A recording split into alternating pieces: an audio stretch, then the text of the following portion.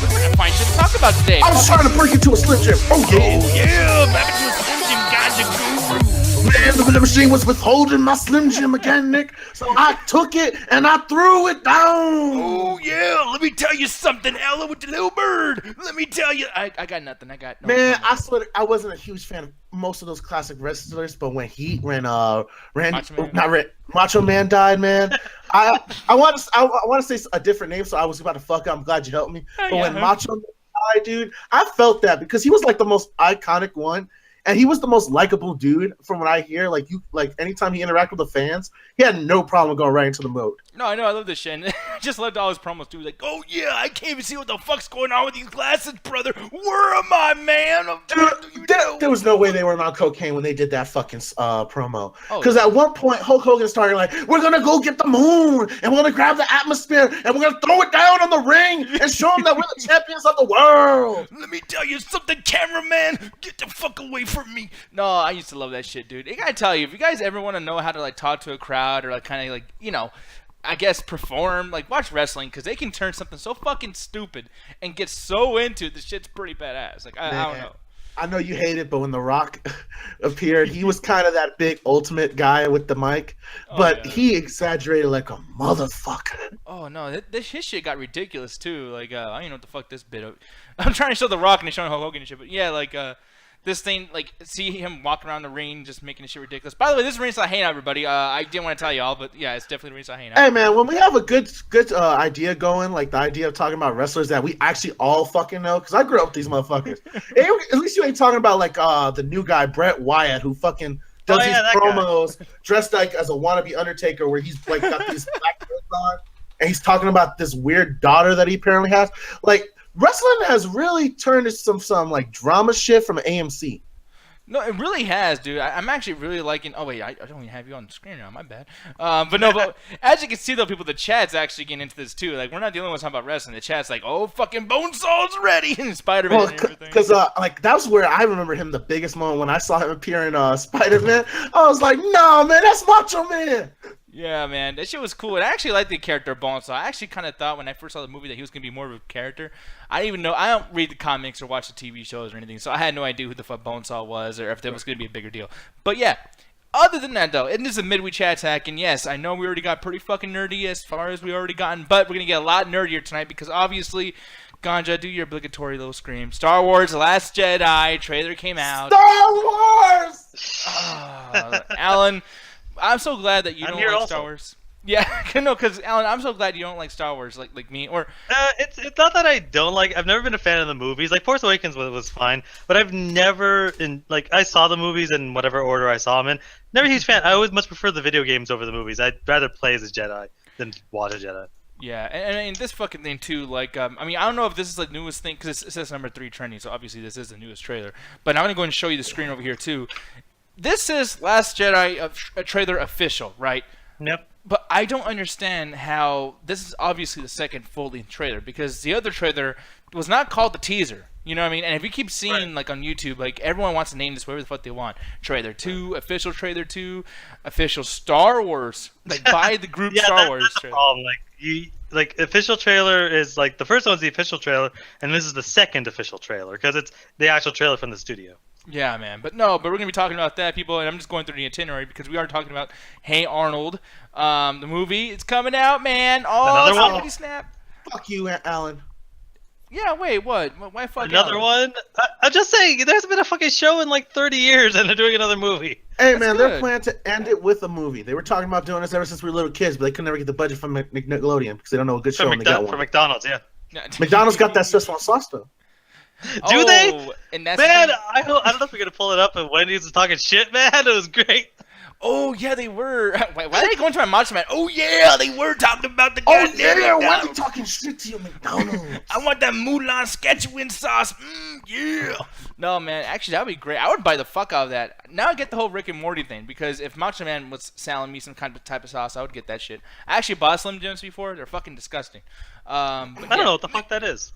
Ooh, we gotta show him something later on after the show, Ganja. Which, speaking of that, after the show, we got anime night tonight. And Yes. because of October and everything, we're doing some Halloween stuff and things like that. And we'll be doing those in the viewing parties. But since it is anime night, Alan, why don't you tell people the category of anime film? Yeah, tonight we are doing horror Halloween themed stuff. I'm working on the straw poll, about to put it on during the chat. Me and Trey were coming up with a few of them, to which he laughingly sent me a text that said, Attack on Titan is technically horror, and still wouldn't let me fucking put it on the list. Damn, man. I love you One guys. day. Keep fucking with him. No Attack on Titan unless he leaves the room. Then we put on Attack on Titan. That's the goal. Man, he fucking told me that. Anyway, but yeah, we're working on the list. Basically, yeah, Halloween themed stuff. As with every anime viewing party, if you guys have choices you want to send either me and Ganja, just let us know. Yeah, and then also too tonight, I'm just gonna go ahead and announce this right because we never usually do this on the midweek, but I'm gonna go ahead and show it right here. Tonight we're also gonna be doing Flex and Chill, y'all. One of the first Flex and Chills we've done. By the way, too, I just gotta say, Ganja's face is so red. Like, You racist motherfucker. No, look at like. No, like, see how it went away? Now it's blue. Well, that's because of the light, because he's like right in front of his monitor. Look at that shit. Watch, I'm gonna put like this and. Nobody knows it. If you do it backwards, it'll be just like that. I think that cheap ass scene from Force Awakens where Kylo Ren turns evil again. Yeah, exactly. Damn, like Ganja, like when I'm not doing a Flex and Chill thing, Ganja's actually what's the opposite of Sith? A Jedi. Yeah. And then when you read, I don't know, some shit. You could have guessed. Come on, Nick. Dig, you'll find it, though. Wait. Oh wait, no, I think I got it. Whoa. What are those things called with the things with the stuff and the things? Oh yeah, smugglers. wait. Oh wait, because I'm Mexican. Man, I can't even make fun of Nick on there because there's been a couple times where I've forgot my point and I've had you guys play guess a thought with me. No, and here's the thing too is like I talked to people about Star Wars one time my entire life before, and like we were talking, I was like, yeah, like I gotta say if I was like in the Star Wars universe, I would definitely be a Zit. Like I accidentally said Zit. And you're just like, what? Is that a friend of Chewbacca or Jabba the Hutt? Like, what the fuck is that? Oh no, he's a good friend of Jabba the Hutt. But no, we're going to be talking about a lot of things. And I'll go ahead and do this part, Gancho, okay? And then you can handle the rules part. Because people, when you get into the call, want you guys to come in from the... fuck. This is why Gancho does it. And the opposite of one of that. People, on the left side of your screen, there we go, baby. You'll see a little rectangular box blinking black fucking yellow mustard ketchup. Those two This colors. show is not sponsored by Phonics. Oh, man. I got to restart. Hold on. People, when we give you a link, you get into the call. You talk about nerdy shit. We hang out. But when you get into the call, you gotta make sure to follow some fucking rules. You can't be just walking into the call, and you can't be over there just fucking like doing stupid shit constantly. So, Ganja Guru, why don't you tell these people exactly what to do when you get into the call? So, guys, keeping you from doing stupid shit, follow the rules. For example, rule number 1, newcomers join the call first. We want to see those new, fresh-smelling faces. Those people we haven't seen in a while, or those people we're seeing for the first time. So hit me, Alan, or Nick in the PM box, and we'll get you onto the show. Rule number 2, do not talk over each other. Especially with weird-ass sound effects like that, because it doesn't make sense. And it just ruins audio viewing for later people. God damn it, I ruined it. Rule number 3, bitch. folks. Hey, don't put your bad boot...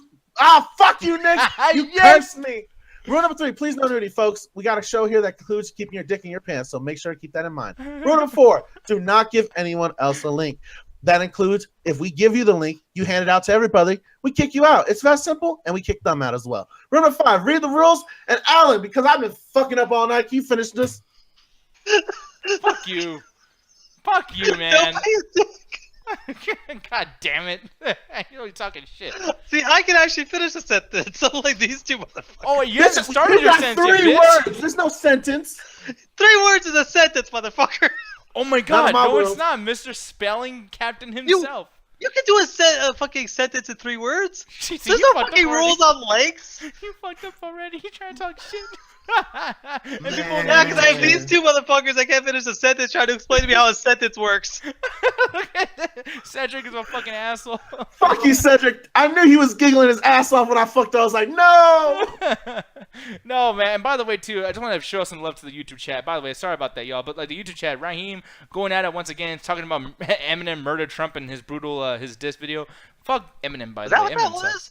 Yeah, that was actually a Okay, thing. fuck you on Eminem sucking. I'll punch you in the face if you say Eminem that. fucking sucks, bro. I'm sorry. You suck. You. I Man. I love what Raheem put in the chat. Ganja looks like a schoolgirl inside of a jail yard. Yeah, what the fuck does that mean?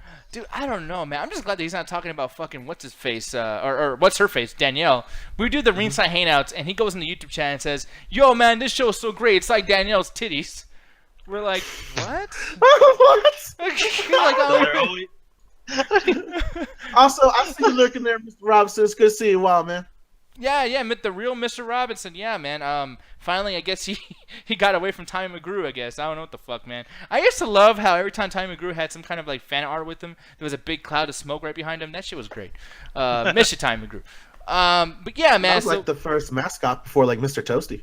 Yeah. Is Mr. Toasty still a mascot? That fucking thing? I think he is to a certain degree. If y'all know what I'm talking about, doubletoast.com has a mascot where it's basically like this anthropomorphic piece of toast. Because, fuck it. Yeah, man. I think it's too cutesy for me. It's way too cutesy. And you need to apply a voice to that fucking thing. Maybe have Will come on there or something. And put cat ears on it. I would love that shit. But here's the thing, though. I know this conversation is kind of weird, especially judging by this fucking picture. This dude has the most what the fuck face I have ever seen. Jesus, man. This is the funniest story I think I've heard in a long time. Oh, man, why'd you tell him this story, man? Because I know nothing about No, this. I want God to tell Lucas. He's the one that found it for me, and I died laughing the first fucking time. This article comes straight out of the Children of the Toast. Because I was just scrolling through Facebook one day, and apparently some dude took a lot of the Naruto books and got the idea that he should be inspired to go rob stores. Because from what I know about Naruto, because I used to be a Naruto fan when I was a kid, it's about friendship, pursuit, honor, and apparently robbing Target. But I guess I missed that fucking message in the book. Yeah, it was one of the filler episodes. It was one of the filler episodes, man. Rob your shit, Nujinsu. No, this is fucking weird, man. Because I gotta say too, like this is picture, and actually this is him in the middle of doing whatever crime he was doing right here. Man, this I gotta tell you, whoever did this Photoshop is absolutely terrible at Photoshop. I mean, this dude is fucking garbage. I cannot stand. I mean, like who would do such an awful job at it? Yeah, that guy sucks. Yeah, I know. Hey man, I think it looks great because that was the first thing I pictured when I read this article. Because the best part is, a dude like he almost broke into the store, but I guess he started walking away from it, and the cops are like, "All right, we're looking for this dude, match his description." So they walk up to him and was like, "All right, sir, so did you break into the store?" He's like, "Yeah, I was testing my ninja abilities." Aww. Did he actually say that? Yes. Dude, goddamn. What was he on? Sonic Range or something? Like, what the fuck? Like, this is weird as shit, man. But I will so say, sober. I will say, I really do feel like this should have been the picture, like in that fucking like news story article thing. Like, this is way better than what they had. That confused face he has too. He's probably like just looking at his own fucking like Photoshop here, like, damn, who the fuck did that shit? But God, man, yeah. Motherfuckers don't let black people protect their hidden village and shit, man. This is bullshit. You wanna know what's really sad about this too? No one knows enough about Naruto that this will not be a story in the news where people are talking about, like, is Naruto making kids hurt other people or stealing things? Like, if it was Mortal Kombat, this would be a huge news story and everyone's talking he had about a better chance if he robbed the store like Master Chief and just tried to kick the door down with that armor. No, exactly. What does that mean? How about Assassin's Creed? At the popular video game that requires you stealing and stealth. That makes sense. No, dude, Yeah, I was but watching the encourage deal. fat dudes to start doing parkour, and there's gonna be a lot of That's injuries. not fat though. You see enough of his upper body, he seems like he's mildly built. And that's because of Naruto, man. That's his ninjutsu power. No, man, but that's the thing, though. Like, I actually watched a story about this type of stuff recently about some kid killing somebody, and I guess the kid was really into Halo, and they literally blamed Halo for the fucking game. Not that his dad beat the shit out of him and he had a gun and shot him. He was like, it was Master Chief. It's the easy fucking option. It's something that I always hate. They always do. Back in the fucking 90s, it was rap music, you know, and nowadays it's music and stuff. And it's like, sorry, not music, video games. They always find the easy thing to blame. Oh, it's the media that's causing kids to be like this, not the lack of parenting or lack of actually safe communities. It's the fucking media. It's like it's never the fucking media.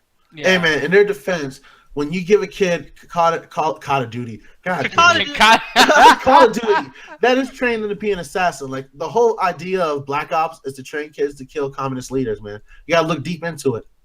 Yeah, no, exactly. Find communist shit in anything you fucking look into, dude. Bitch, I have a theory about My Little Pony you should check out. Here's the thing, though. When you first said that, I heard myself go, yeah, totally. And I just realized right now, as Alan said that, to bring me back to fucking reality, I'm like, wait, what exactly? What the fuck ass kissy shit am I doing right now? Like, yeah, mind you. Slide, Nick, let it slide. Oh, man, speaking of letting it slide, and speaking of your Jedi powers there, man, it's time to not let this stupid shit slide, because I fucking do not give a fuck about Star Wars. Star Wars! Fuck Star Wars! Why do you? Nick always has to mention, "Oh, I don't care about Star Wars" every 5 minutes, like he's being like questioned by the fucking police. Do you like Star Wars? No, I don't like Star Wars. Like, No, it's more like we caught him with gay porn. No, see, you know what's different? And here's what I'll do. Because I love to talk shit about Star Wars, and I love to remind people I don't like it. Because for some reason, we always have this community of, like, every time I bring up Transformers, make sure Adrian and Jenny come in. Oh, what the fuck is that Transformers shit? It's stupid. Let me go watch Power Rangers now. Or fucking, like, on the Double Tosa shows, like, anytime wrestling with The Rock or somebody gets brought up, Batista, for instance, Martin's always like, by the way, did you guys know wrestling's fake? Like, no, you guys are fucking with my shit all the time, and yet Star Wars gets so much hype when it has all these negative things about it that everybody else complains about in other franchises. The shit that's wrong with Star Wars, it's pretty fucking equal to the shit that's wrong about the DC Universe and things like that. They don't even follow their own rules. Fucking hate Star Wars. And then this whole spoiler discussion thing that's been going on, where, what's his name, Rian Johnson? the fucking director of the movie comes out and says, "Don't watch this fucking trailer." I'm listening to the fucking director because this is something that's not just a Star Wars thing. This is a video game.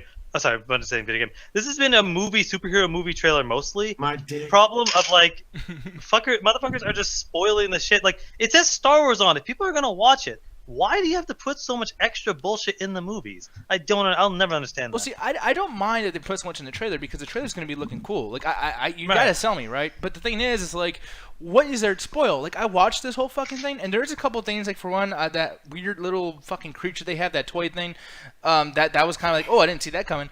And then the whole, like, you know, I guess people are confused with Luke Skywalker and what's her face, Rey.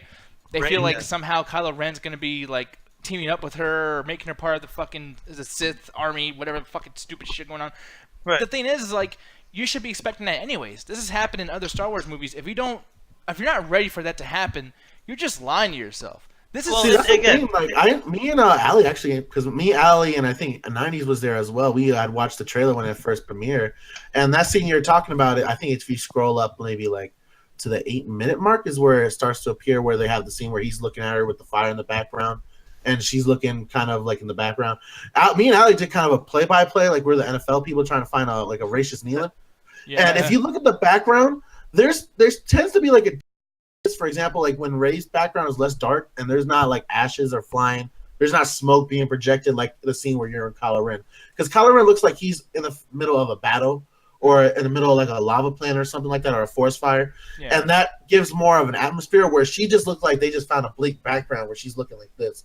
And you got to remember, I think it was the Force Awakens trailer, the first one that came out, actually had scenes that weren't in the movie, just to be misdirections, the same as Road One. Right. So they're known to add scenes in there to the trailers to hype them up that probably won't be in there. So my thing is, I think from what I'm getting out of the thing, and this is probably going into like maybe possible spoiler talk, so if you guys don't want to listen to it, you guys zone out, smoke a bowl. But what I think what it is, I think when you look at Kylo Ren's face, it's more of a desperation. And I think he's going to go to the light side in this one.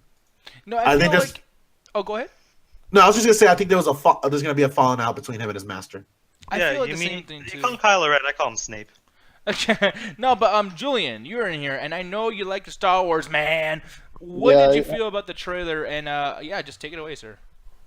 I decided not to watch it, honestly. Oh shit! Yeah, we're not gonna spoil anything for you. I mean, it's fine. Like, the thing is like I've been trying to do like an experiment almost, where like I'm not gonna watch it, but at the same time, like I've been avoiding it. But like through like news and like like just memes and shit, like I've seen certain images, like the thing Ganja was just talking about. Like I saw like a picture of Kylo Ren with like some tinfoil on his face or something. So I've seen some things from it, but like, and what Ganja said, that's my theory for the movie anyway. My hope and prediction is that Rey is going to end up being the villain and Kylo Ren is going to make a switch. I think that would be the most unexpected and smartest move for them to make.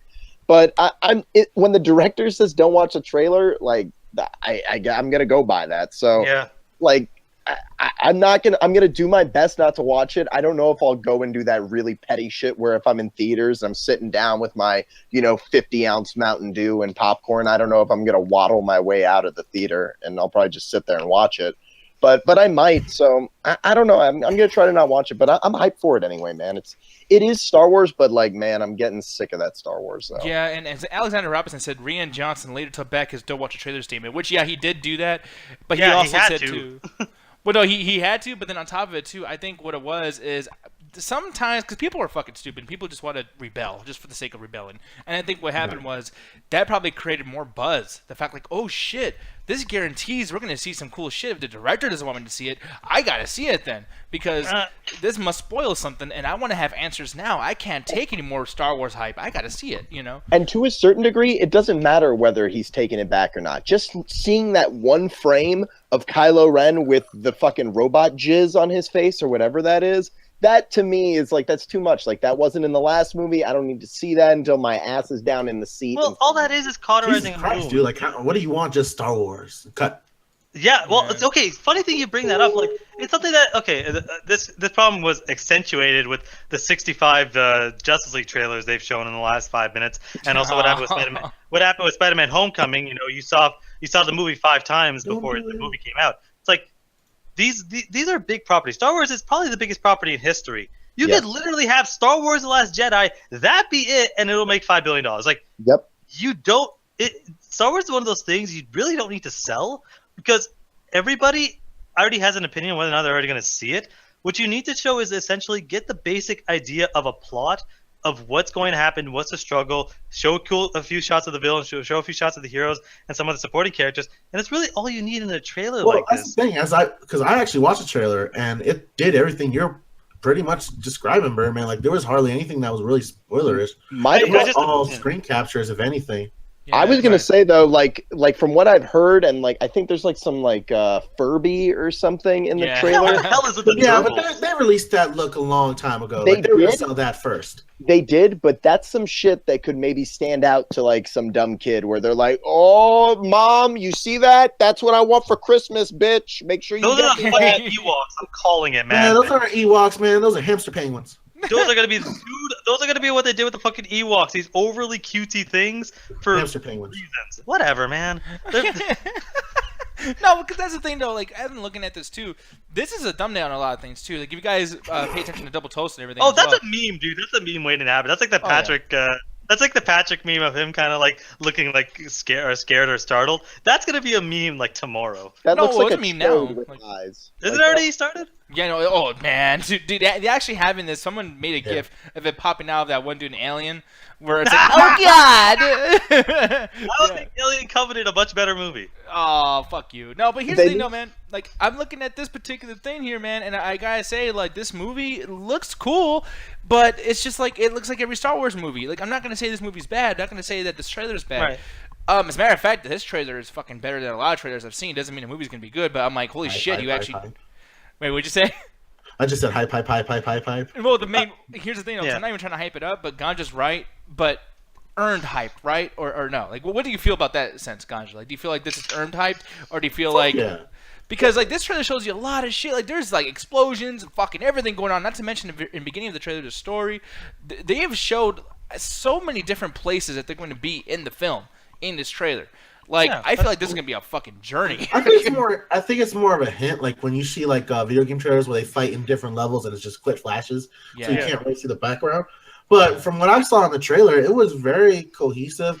It wasn't like no fucking DC trailer where they showed maybe the whole plot almost to the nth degree where you knew who the bad guy was. This was actually very like I don't get where the director was coming from because I didn't feel any spoilers. Like for example, you see how quick it's cutting. They didn't even show you the long duration of the space fight. They don't show you the long duration of what you call it of Finn fighting Phasma. Right. It's all quick flashes that I see from proper trailers. So I just think he just didn't want people to watch the trailer because the marketing team didn't pay him enough. Or Nick, maybe he just didn't know, like, because there's a lot of times where, like, people, I don't know how many people still assume this nowadays. There's people who assume that directors make their own trailers. And honestly, unless you're Quentin Tarantino or Chris Nolan, the director is generally never making his own trailers. It's usually the marketing department, some sort of trailer company. Yeah. So I think he was in a situation where he's like, he saw Rogue One, he saw how that happened where they did a bunch of shit in the trailers, or he saw Terminator Genesis trailer, and he goes, I have no fucking idea what they're going to put in that trailer. I would avoid it. Like, he was probably just worried. And then they told him to shut the fuck up because, like, hey, stop telling motherfuckers not to watch the trailer. Like, except it sounded more like, oh, you better shut your fucking mouth if you want to keep your job. Bitch. But Julian, What I was going to ask you, though, Nick, is what do you mean by when you say it earned its hype? I think the way it earned its hype is in the sense of, like, this trailer shows you in the very beginning slow pace. It's all slow pace. So you mean like through the trailer, like the hype it builds up. Yeah. Because, like, if you look at this too, like, they could have done something like you basically get like a trailer and a teaser.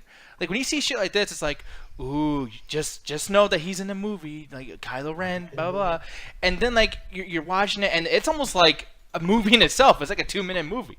And I'm just like getting into this. I'm like, oh shit, all guy explosions, fuck, shit, Star Wars, and then all over the face. You know what I mean? Like, I love that shit, man. Like, that's pretty. I mean, I saw like just a split. Like, I saw the frame of Kylo Ren like picking up the lightsaber, and that looks fucking beautiful. Like, it looks like some Stanley Kubrick type shit, just like where the colors are just so fucking like good. Right. But I don't know. I'm more hype, honestly, to talk about the Justice League trailer because of how much is lacking from it. Because a Star Wars trailer, like, I know that's gonna like have a story. Like, just by having the characters, like I said, like with the robot jizz on Kylo Ren's face, like cauterizing the wound. Robot tinfoil jizz, like that tells me something. Thank you, Ganja. Wait, go ahead, Ganja, one more time. Yeah, there you go. Ah, yes. Yeah, just to warm it up. But I really think that like Alan said, like you could have just been like this summer, Star Wars, it's here, you know. Yeah. But here's the thing: you brought that up, and I completely forgot about the whole Justice League thing. Yeah, no shit. It comes out in a month. Yeah. This is the 4th fucking trailer. It's my entire point. You know what's the great part? I went on Trending today and to see if I could find a trailer. It's all Star Wars related stuff. That Justice League trailer is gone. Well, see, here's the biggest thing too. Star Wars. And it sucks because this came out of New York Comic Con, and I'm like, how the fuck did this? You know, like no one even talked about this. You like, don't have no balls bigger than mine. No, and here's the thing too. Like, I'm gonna bring this up real quick because I completely forgot this thing existed. And why would you show Superman? It's supposed to be like, okay, like I will say the last Justice League trailer. Right, Nick, there's so many things in that trailer where you could go, why are you just blank? Why is this happening? Why are you showing me this? Josh Whedon comes out and says, "Don't watch the trailer." No, you know what's funny is like it feels like Joss Whedon was like, you know what? I work for Marvel too. Fuck this movie. I'm gonna fuck this up. Like that trailer's like okay. Again, like that to me makes no sense because wouldn't he want to do a good job so he keeps getting money? He's not getting any more Marvel money. But again, it's like I didn't watch the trailer because again, I'm like the movie comes out in a fucking month or like really fucking soon. So to me, it's like okay, you've already shown enough trailers, and I think maybe this is just the last one to have maybe some. Josh Whedon stuff. But again, I'm sure most of this stuff is Zack Snyder. Like, how much of the movie could Alan, Josh Whedon really... What they showed might as well have been Zack Snyder's like dick smear on a wall. Like that was like some of the most lacking shit I've ever seen in my life. It's just like trailer. We just had a discussion of too much shit in a trailer. Yeah, but it looks like a fucking highlight reel. There's no setup at all, dude. So what? It's showing a bunch of bullshit. You're actually defending DC for once. I'm actually really surprised that Alan. I defend DC all the time. Me and Ali had a discussion about Man of Steel. Check if I was hallucinating. I was like, what the? No. But again, it's like we literally just had a discussion in which we had too much shit in a trailer, and the director coming out saying, "Hey, don't watch the fucking trailer," and then your immediate thought is to go to a thing that doesn't show enough. That's what the fucking discussion is. Alan, it's not that it doesn't show enough. It doesn't show anything. Yeah, good. But here's the thing. Well, no, because Alan, that's the thing. Because whether or not you have a certain taste, because I totally understand where you're coming from. Like, actually, if anything, I'd be on Alan's side on this. But the thing is, though, is on Julian's point, when you release a trailer, people do want to see a trailer. People do want to be sold on something that they're not going to be sold on before. Like, for instance, me, I don't want to see a whole lot from a Jeepers Creepers trailer, but, man, you better sell me on Justice League. I better see some shit. I want to see some cool things. All I saw was a red sky, which, by the way, dude, like, enough with the color templates, Assassin's Creed with the piss yellow, the fucking, all these weird movies that keep doing these weird color palettes, and then for some reason, this movie has this weird red shit at the end, and I know, they're going to explain it. Yeah, the red sun. But no, it looks like a cartoon. The movie's already ridiculous, and you're gonna do shit like this. Like, it feels like I'm watching a fucking bad version of Constantine from 2005. Like, Words of Perfect Circle playing the goddamn passive song. That doesn't even get to the point like how cheap those characters look as they're interacting with all the stuff that's realistic looking. Yeah, there's too much shit on screen. It's like, what the fuck is happening? Dude, the fucking ideas are cheap. That's the most offensive thing about it. Batman drives a tank. You fucking kidding me? No, and then like on top of it too, like, because here's the thing, Alan, is like on top of them not showing anything, they still managed to tell you too much. Like, here's the thing over here, the Superman situation, they didn't show anything, but yet they told us way too much about Superman. Why the fuck would you tell me about Superman? And they tell us that this is a fucking dream. So like, they're not setting anything up, making me think, oh, that looks interesting. They're talking like humans. Yeah, but they're supposed to build to a boring ass segment like this. You're supposed to build towards this. They already came in this one part. I'm not supposed to know about this. Yeah, but again, this is the second, maybe third trailer.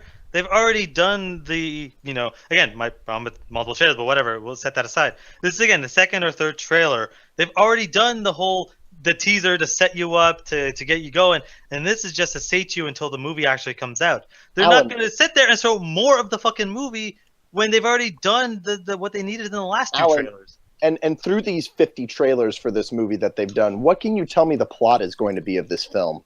Most likely what's going to happen is fucking, what's-his-face, Wolfenstein, is going to actually come and attack, and they have to gather up, get their army, and fight them. They need Wonder Woman with the Amazonians, and that's where they're going to introduce Cyborg. Like, I have a decent idea.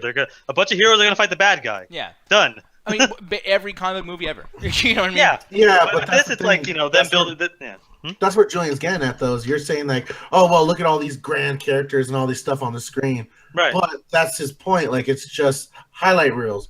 Whereas when you watch the Star Wars trailer, it's building up to what's happening within the movie. It's hinting at awesome context, probably. Again, I haven't seen it. Or good, like Marvel movies, they'll show like a moment of a character saying something. It's like, ooh, that could be this, that could be that. That's two different ways of viewing a trailer. Like, the Mother trailer was a pile of garbage, but that's a way to tell a trailer. Horror movies sometimes do this, of quick cuts, of quick things. You don't really know what's going on.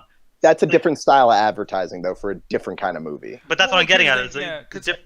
No, Alan, I totally get what you're saying. Like, because no one's wrong here, by the way. Like, I don't feel like any of you guys are wrong. Oh, that's full of shit. No. But the thing is like, for me, because I don't like either properties, I think Justice League is fucking stupid. I don't like anything that they're doing there. And Star Wars, I kind of fucking hate. Like, honestly, 2 good movies out of 9. Fuck Star Wars up the fucking ass. And anyone who likes it, sometimes I gotta be like, what? Sorry, Ganja. But I can't say no to that beauty face. He was doing his face all cute. I'm like, man, I take it back. Star Wars is Yeah.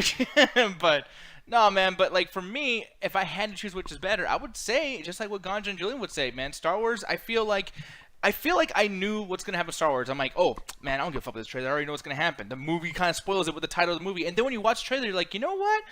Maybe not. Like, is fucking Rey gonna be bad? Is Kylo Ren gonna be good? What the fuck is Luke gonna do about this? Are they gonna kill Carrie Fisher's character? Oh, maybe not. She wasn't doing anything kind of important in the trailer. Blah, blah, blah. Like, there's a discussion to be had. The reason why I forgot to bring this up in the Google Docs, because, hey, like, we're trying to be completely, like, transparent with everybody. We have Google Docs. I didn't even put this trailer in there until Julian said anything. I didn't even know, because there's nothing to talk about with Justice League except to how fucking bad it is. That's how bad. I mean, it's Justice League. I mean, I checked trending today and it got buried already. Yeah. Yeah, but I mean, it could have been literally Jesus Christ coming back, and Jesus would have been 3 trending over Star Wars. Like, come on, that's not the it's case. Star Wars. It's the biggest fucking. No. Jesus' resurrection could have happened, and it would have barely made top 5. No, but Alan, here's the thing. No, Alan, there's a reason why. Without anything more than Aquaman going, yeah. Like, maybe people would give a shit, but all I saw was a bunch of people mugging, some lame-ass special effects, and a fucking Batmobile that's a tank. Bitch, you've clearly never played Arkham Knight. No, it doesn't matter that it wasn't a video game, because here's another thing, too, and you say that, like, oh, Star Wars beats everything. Star Wars is not as big as what everyone else says. It's not the end-all, be-all, because I gotta tell you, dude, there's a few things that stayed up on top, too. Justice League is not trending because it fucking sucks. That's why. It wasn't. Let's not blame everything on Star Wars here, because there's a lot of other shit. Like Thor Ragnarok is still up on the top of all this shit too. And trust me, like that's a new concept. Yeah, the Ragnarok thing. That's a Marvel property. That's just as popular as Star Wars. I think I think Star Wars is a little bit more popular than Ragnarok. Yeah. Star Wars is the goalpost, Alan. What? Can't constantly keep moving the goalpost like that. Come on, Marvel. Okay, again, Star Wars is the most popular thing ever. Marvel's pretty fucking high up there.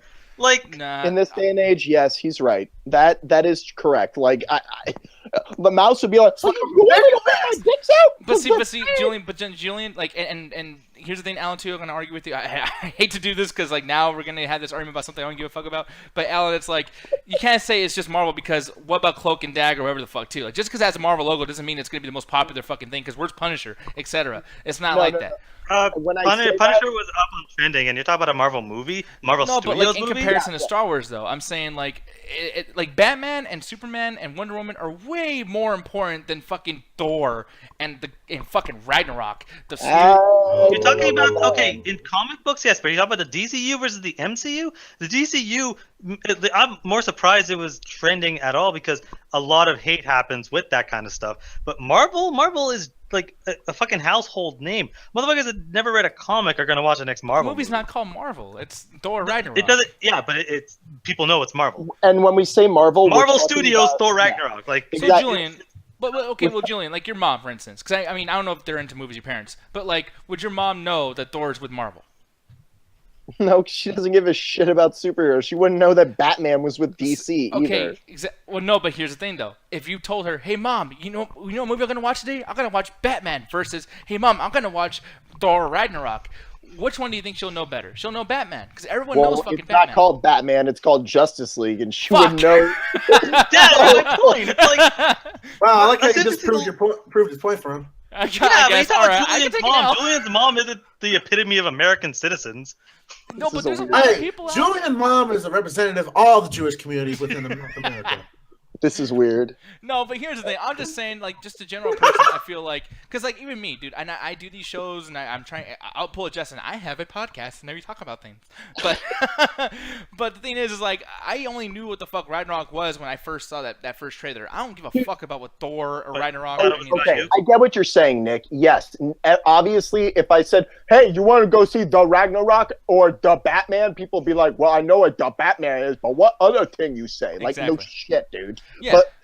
But the point that me and Alan were trying to make about Marvel is that those Marvel movies, that's like a series that's been going for over a decade now. So people are hype on those movies. The DC Universe movies, like those are like just making their way out of the toilet. So like that's why this movie is like in trouble, in my opinion, because the trailer didn't give me shit. Like all I see is just like, hey, look, it's these recognizable characters. It looks like a fucking Expendables movie, or like, I don't know, like some other fucking lame-ass studio like attempt at like just being like, oh, this is what the kids like, right? Yeah, and there's a lot of things, like I said, in taggability and whatnot. I just feel like there is a lot of things that are still trendy, hardcore, way above Justice League. And this is just in defense of me, Ganja, and Julian's point, Alan, is like the Justice League thing did not fail because of Star Wars. We can't, like Star Wars doesn't just run over everything that much. Like it's a big deal, but there's a reason why. Like for instance, if Star Wars was really that big of a deal, don't you think they would have just took over to fucking summer blockbusters? No, they wait till Christmas when nothing else is going on. Well, so they did that because they want to have the most money ever. If they did it during there, that's when Marvel releases some of their stuff too. So they'd be essentially competing with themselves. They do the winter because nobody releases anything in winter. And they also are trying to get that Oscar pick. Because December is Oscar time. That'll never happen. Star Wars. I don't know, man. It could actually happen. Suicide Squad did get the fucking. And Star Wars has won Oscars. Let's be clear. But that was also like 30 years ago. So. Oh, okay. Well then, shit. A little bit of a different time difference. Yeah, I don't know. 3 decades. Once again, people, that's why I don't like the fucking Oscars. Star Wars won a fucking Oscar. Of movie series that literally released a version where they're calling each other the real fucking names and forgot, oh, wait, you're a character. Man, fuck Star Wars. I swear to God. Hey, don't forget, the DC Suicide Squad is also an Oscar-nominated movie. Or Oscar award-winning, sorry. Yeah. No, but here's the thing, though. I want to bring this up to you, Mr. Allen. I would have brought this up tonight if he would ever talk, but he's not in here, and etc. But here's the thing, man. Pixar and Disney, since we're talking about Disney and Marvel and the whole fucking thing, they release what's up with this fucking trailer? I don't know why the fuck this is playing.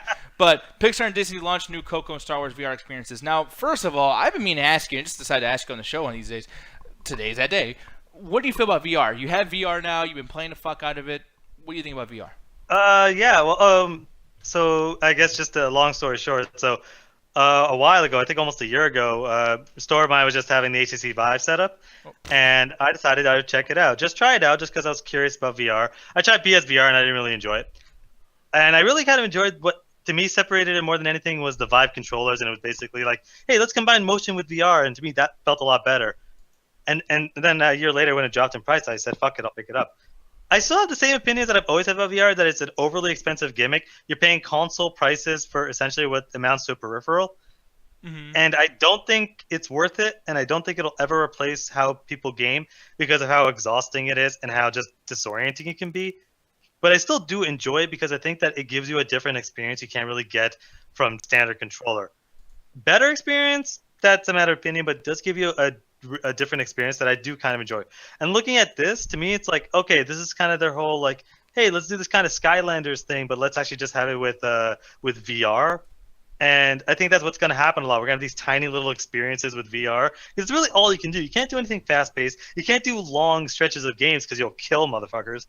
So it's like these short little experiences, these short little, like, almost like trailers to the actual products. Like, check out Star Wars, do a little Star Wars thing. Check out Pixar, do a little Pixar thing. Alan, do you think it's kind of like how, like, the comparison I like to make for what VR is, like, and this is a bit of a stretch, but hear me out. You know, like how when the iPhone first came out, like they had like games that were just like they put the gamepad on the front.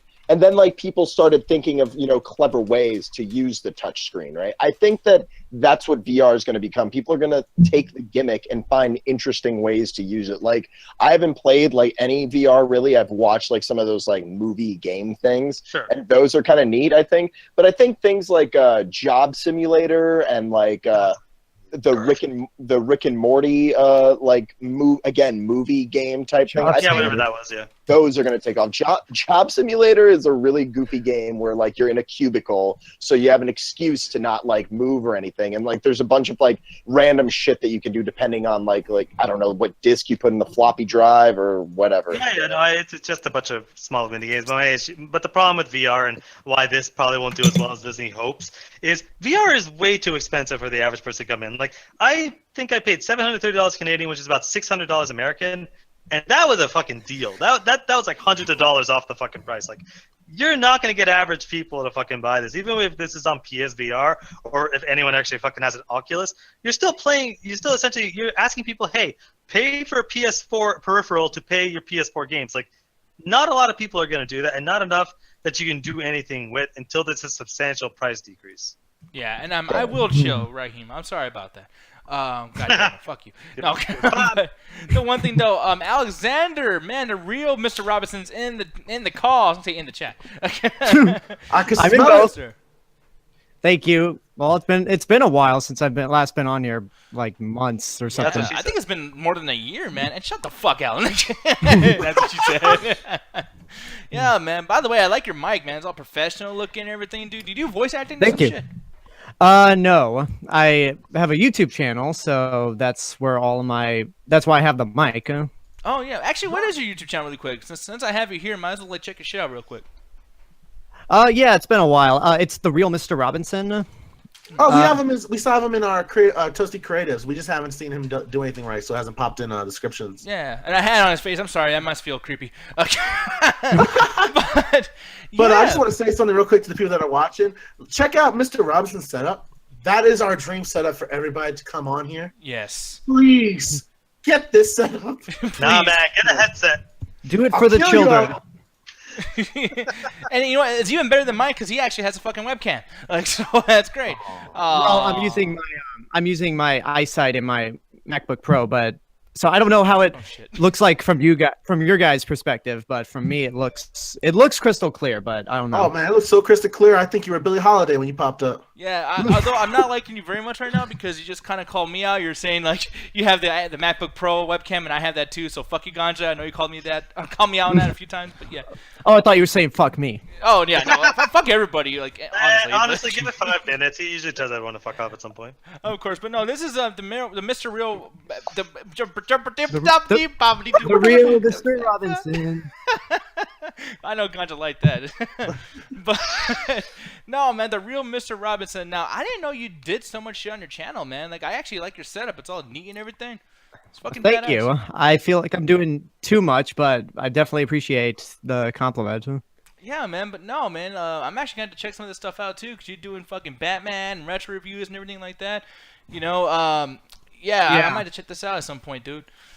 But, yeah, people... Yeah, I guess... Subscribe. Oh, go ahead. I would say, like, yeah, right now I'm doing the Burton and Schumacher Batman movies since we got Justice League coming up. I've already done the Superman movies. And... Oh man. I feel bad for you, man. You got to sit through Batman and Robin and Batman Returns, man. Hey, Alan. I don't know why Batman you say Returns that. isn't that bad, I thought. Alan, come here, Alan. We got to sit down real quick because I don't think if you realize something. We host a viewing party, and we like to sometimes show shitty movies. Come closer. I don't think you really understand. We never showed any of the We're shitty probably gonna have to Batman. eventually watch Batman and Robin. You Fuck know this, you. right? No. Yeah. Yes. Yeah. I would be down for that. Over my cold dead body. Over my dead fucking body, we're watching Batman and Robin during a fucking viewing party. No, look, if we watch Soul Plane, we could do anything together. We didn't watch it. Oh fuck no. God damn. No, and here's the thing too. Yeah, like Mr. Robinson. Yeah, I would love to watch that with you at some point too. By the way, are these rewatches? Like, have you seen these before or? I think your shit fucked up. It's all good. It's been fucking up a little bit. So. Hey, at least the sound quality is beautiful. I appreciate that so much. Hey, What were you saying?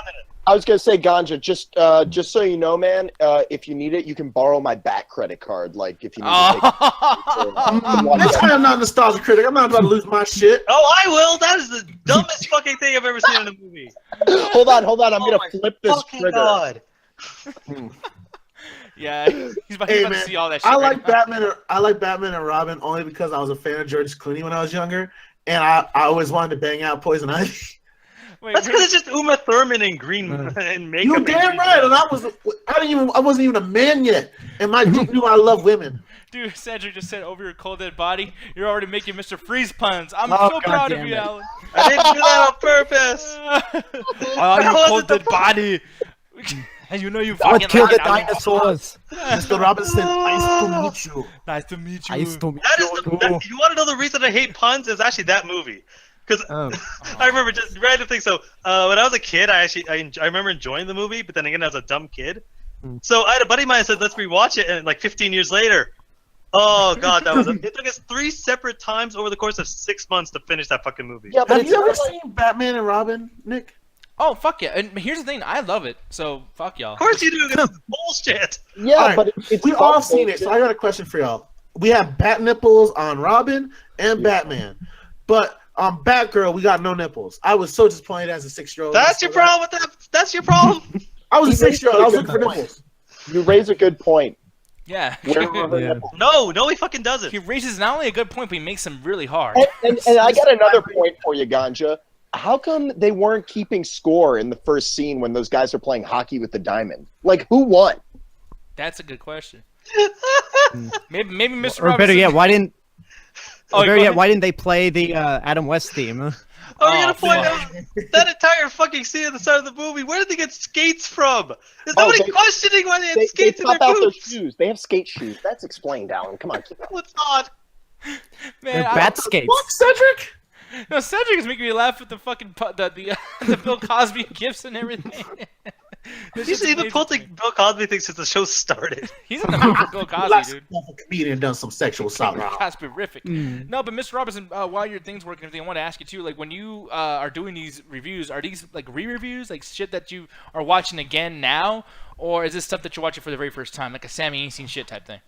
It's a combination of both. When I did the Superman movies, I've already seen the first 2 movies. I never saw Superman 3. No. And so it's a mix of different things. With the Batman movies right now, I've seen I've only seen bits and pieces of Batman Forever, so watching it will be kind of a first time thing. Yeah. But before I get to that, like I'm doing a small break in between the Burton and Schumacher movies because every last full week of October I do I kind of pull a mini half-assed Monster Madness ripoff where I review 5 horror movies. Yeah. So I just watched the original Dawn of the Dead for the first time today. Oh What'd you man, think of that, by the way? I like it. I actually like Night of the Living Dead more because it just, I think because of the black and white way it's filmed, and just more of a gloomy atmosphere. That movie creeps me out more than Dawn of the Dead does. Yeah, it Dawn of gives the you Dead- more of an atmosphere of being alone. It has that because the way it was shot in black and white, and Nick and Julian, I'm pretty sure you guys watched, especially you, Julian, being a huge movie guy. But the whole atmosphere that they do with the black and white, when they show the trees are the only thing that lights up the way they have the lighting. And when you see the zombies come into frame, it gives you a question like how many are out there, and it really gives you this sense of solitude, like we're the only fucking people in this barn. No, and that's the thing. Like, I actually I love this movie, and it's funny because I'm actually going to bring this up tonight. I was actually going to talk about this during our Flex and Chill segment, so it's really funny that Mr. Robinson comes in here and starts bringing it up. This is perfect. But the thing is too. You're welcome. The thing is too is like the Dawn of the Dead thing. For me, that's my favorite personally, and I totally understand why you would like the black and white one and everything. But the reason why I like this movie too is because it manages to still be so like just violent and just action packed. Like halfway through the movie, you stop being scared and you just want to see shit happen. It's almost like fucking watching a video game playthrough, and I love that. And plus the zombies too. I really like the zombies they used back in the day. Like people like Walking Dead and 28 Days Later and shit like that. But it's like I feel like the ones from back in the day with that blue dead looking skin on them, like they kind of look like they're not even zombies until you get really close and it's like, oh shit, you are dead. Well, yeah, that's kind of because that's how people die. Like Walking Dead, Night of the Living Dead, what they do is they do people that have been rotting for like fucking 5 or 8 months. Yeah. Where that it's like when you die, like you lose all color in your fucking face. Like that's kind of what you look like when you die. Yeah, Which, by the way, watching Dawn of the Dead for the first time, all those extras playing the zombies, their facial expressions were just cracking me up. Like they had like some have just had the goofiest expressions ever. Yeah. that's the thing about that movie is that kind of like starts to veer off and take a left turn near the end. Like they're like throwing pies, riding motorcycles in a Throwing mall. pies, right?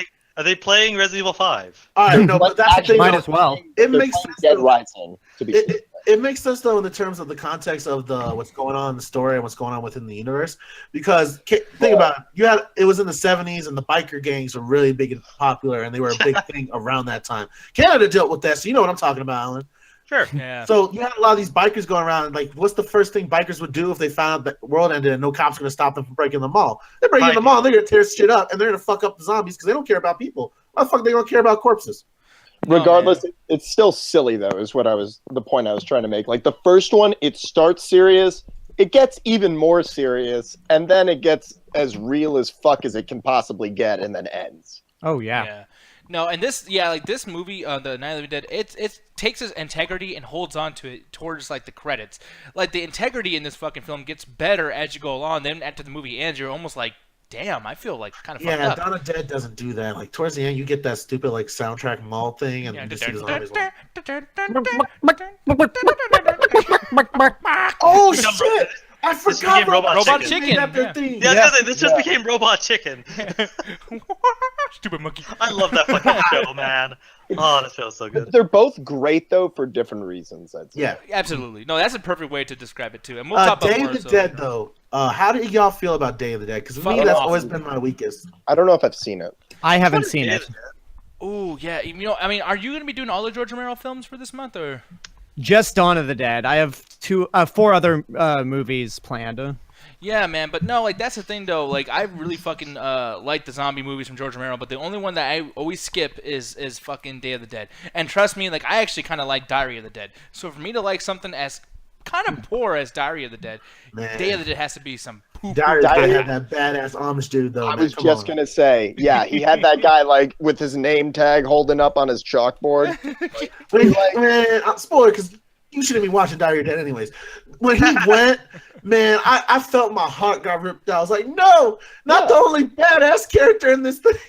No, Yeah, this motherfucker like, was and great. Oh, there's is this the one found footage cool one you part. guys were telling me Yeah. about? Yeah. There's one cool part with like a crossbow, I feel like, but that's about it.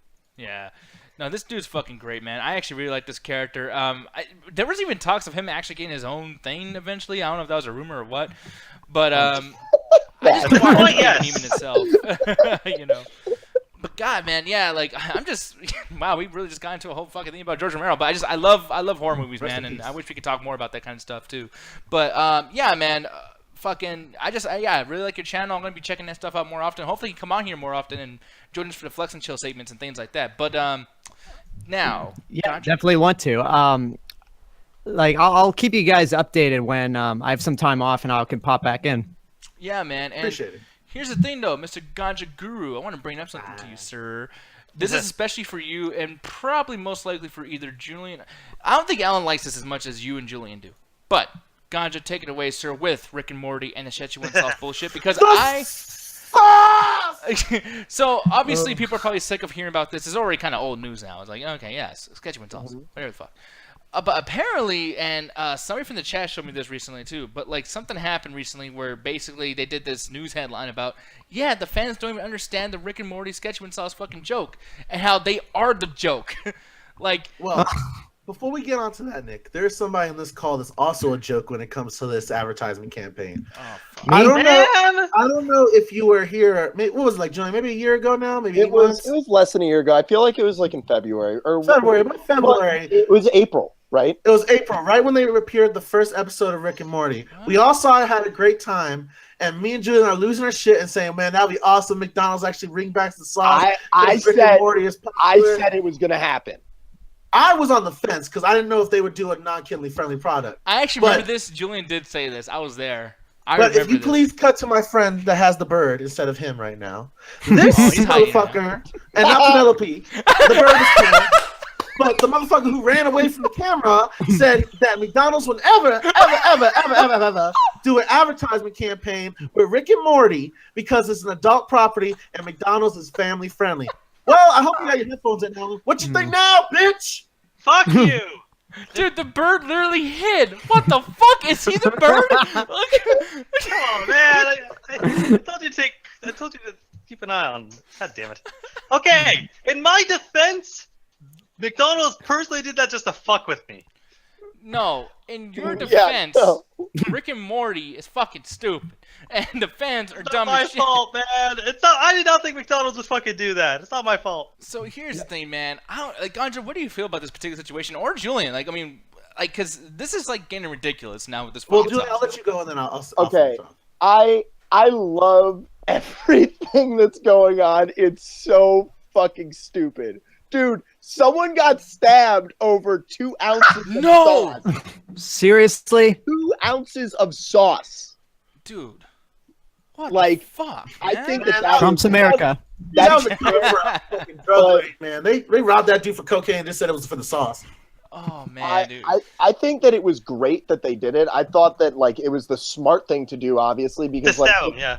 like you know, like a bunch of people coming up to a company going like, "Hey, can we give you our money, please?" It's like it's hard for them to go no, you know. So I was waiting for it to happen. I was like, "Oh, maybe I'll go get it," you know, like if I have a chance. But I was working, so like I didn't go. But then when I got home, I read the news that people went at like 1 a.m. and waited in line 13 hours, They did. and then all this other shit where. What's it called? Like they had to give them the sauce early because people had been waiting there all night. till Oh, 8 a.m. They gave I'm them. glad you brought that up, Julian. I actually, because I live in Denver, and Denver is a pretty growing city now, but it's still relatively small to the rest of the country, especially like major areas like New York, you know, Florida or Los Angeles.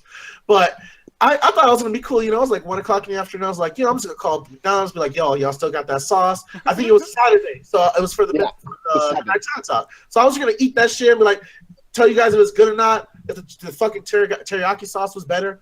But I called them up, and they tell me they started selling that shit at like 10 o'clock in the morning. Yep. Who the fuck got in line at 6 in the morning for barbecue sauce? Dude, of course they did. Like, this shit happens all the fucking time. If the Star Wars fucking trailer, motherfuckers were drinking Pepsi, they'd be running out of Pepsi if they had the same shit going down, man. I don't know about that. Like I think I don't know. Like it's one thing to wait in line overnight on Black Friday for a phone, a TV. Those are things that you will use every day, technically speaking, so that's like a product that you need. The sauce expires in a month. Yeah, you waited line for a sauce. Somebody needs to drop an anvil on you. Damn anvil. So Some Looney Tunes shit with an Acme logo on it. I don't know Exactly. I don't know if any of y'all were looking this shit up, man, but I was like, man, motherfuckers are gonna be scalping this shit on the internet. Yep. Like hour one, like $100 for this shit. Like Yeah, I people saw- are ready to sell this I stuff. saw people listing the sauce on eBay for $1,000. I saw $500. I tried to find a realistic like bidding war. I was like, what is it really going Bidding for? war? No, because people were actually like, doing a bidding war, and I saw it at 50, and then an hour later it was set to 19 bidders and it hit $100. Wow. Man, That's really intense. Wait, that for- motherfucker left. He's like, man, fuck this shit. yeah, I don't blame That's how you. we all Go get feel himself a inside, pack of Robinson. sauce. No, I'm back. No, but like that's the thing, man. I thought you were trying to protest this shit because I feel the same way, dude. I want to get the fuck out of this goddamn country over this stupid shit because, I mean, No, it's me. Like, I'm hearing how much the sauce is going on eBay, and I'm like, yeah, no shit. Thinking get a few, sell it, but it's like, yeah, I mean, this kind of stuff happens a lot. It's just this is the most Motherfuckers popular gonna be stuff. selling bootlegs of the sauce and shit. Dude, people have been selling on eBay. eBay. They've been selling on All of eBay them. photographs, framed photographs, because people have been framing the sauce, so they're selling framed pictures of the sauce. Man, it is so buying it. hard. Like This when is Nick weird, says, dude. when Nick did talk shit about this, He's just like, Man. what the fuck, dude? like when Nick says this is stupid and Rick and Morty fans are fucking dumb for doing this shit, it's hard to fight him when we're talking about this shit right now. I'm gonna defend Rick and Morty fans right now because well, no, I really, am. before you Oh. do Can't this too, defend 'cause all I- of them. I'm gonna try. I'm gonna try. But Give me a Ganja, chance, because motherfucker. here's the thing. I want to show this in the chat too, because this is one thing I always hear all the time. And I think I've heard from you before you get into the whole defending thing. But Jess says in there like, and this is something I see a lot. But Jess said in there like, but like you gotta be an intellectual to like Rick and Morty though, man. Like you gotta be like smart, dude. No, you don't. Not really. Yeah. I don't know who says that. I've been seeing that a lot. I don't know who says that. Like Dude. Rick and Morty, it's not Corey and really, Martin say that shit on Double Toasted. Like I mean, because to fucking me, everybody. the way I've always seen Rick and Morty is, it's just it's very absurd, and it's like it's absurd situations and absurd endings. You don't really need to be intelligent. Maybe some of the subtleties. Yeah, Like, there's some subtle things, stuff. but like a random episode, you don't need to have a fucking high IQ to That's like watch. saying you need to have a high IQ for Futurama because they sneak physics in there once in a while. Yeah, I mean, to be like people God don't actually realize damn, like Rick and man. Morty's science is actually surprisingly accurate, but you don't need to know like fucking PhD level stuff to get the show. Like I don't know what crazy. It person- doesn't matter that it's accurate for the sake of like watching it. Like that's just something where if you know what they're saying, you can be like, oh, that's actually true. Yeah, like my favorite moment ever. We were watching season 1, and what's it called? They captured Rick to try to figure out how to make this fuel, and Rick's like, yeah, mix cesium and water. And in my head, I was like, cesium and water would explode, and about 30 seconds later, the entire ship just blows the fuck up. I was like, oh, that's kind of funny. Like, but you don't need to know that. Like, that's not something that an average person would fucking know. But if you're just into it, you do. You know? Man, Yeah. fuck Dejan, by the way. But I mean, sorry, that was Cedric. my bad. Dijon or Cedric? It was Cedric. Sorry. Once again, I getting my black people mixed up. Yes, I'm saying the joke. Fuck y'all. Saying that. No, but here's the thing, though, man. And Cedric. Okay, like here's the thing. I know I do that sometimes. I know that sometimes I just get mad over shit that's popular. But this Rick and Morty shit, I've tried to watch some of the shows. I've tried to watch some of the episodes, and I've tried to take the fan base for face value and being like, okay, like y'all, you guys, you like the shit. I like stoner shit too in a way. It feels like a stoner thing. I mean, is it Ganja? Would you consider that? I'm stoner? not. I mean, it's Get on high Adult and enjoy Swim. it, but it's not It's on really Adult dedicated Swim. stoners. Like Yeah, Adult Swim is like the stoner network. Exactly. Yeah, that's what I'm thinking too. God damn, Cedric, he's just fucking ridiculous, man. Like, look at this thing he's gonna show real quick. He's had a folder filled with Cosby gifts, and he's just waited his Whoa. whole life. I That's love what they it. said when he got charged with another fucking sexual assault. He was like, Oh, I'm waiting for him to accidentally post a GIF of the Cosby parody porn. oh no.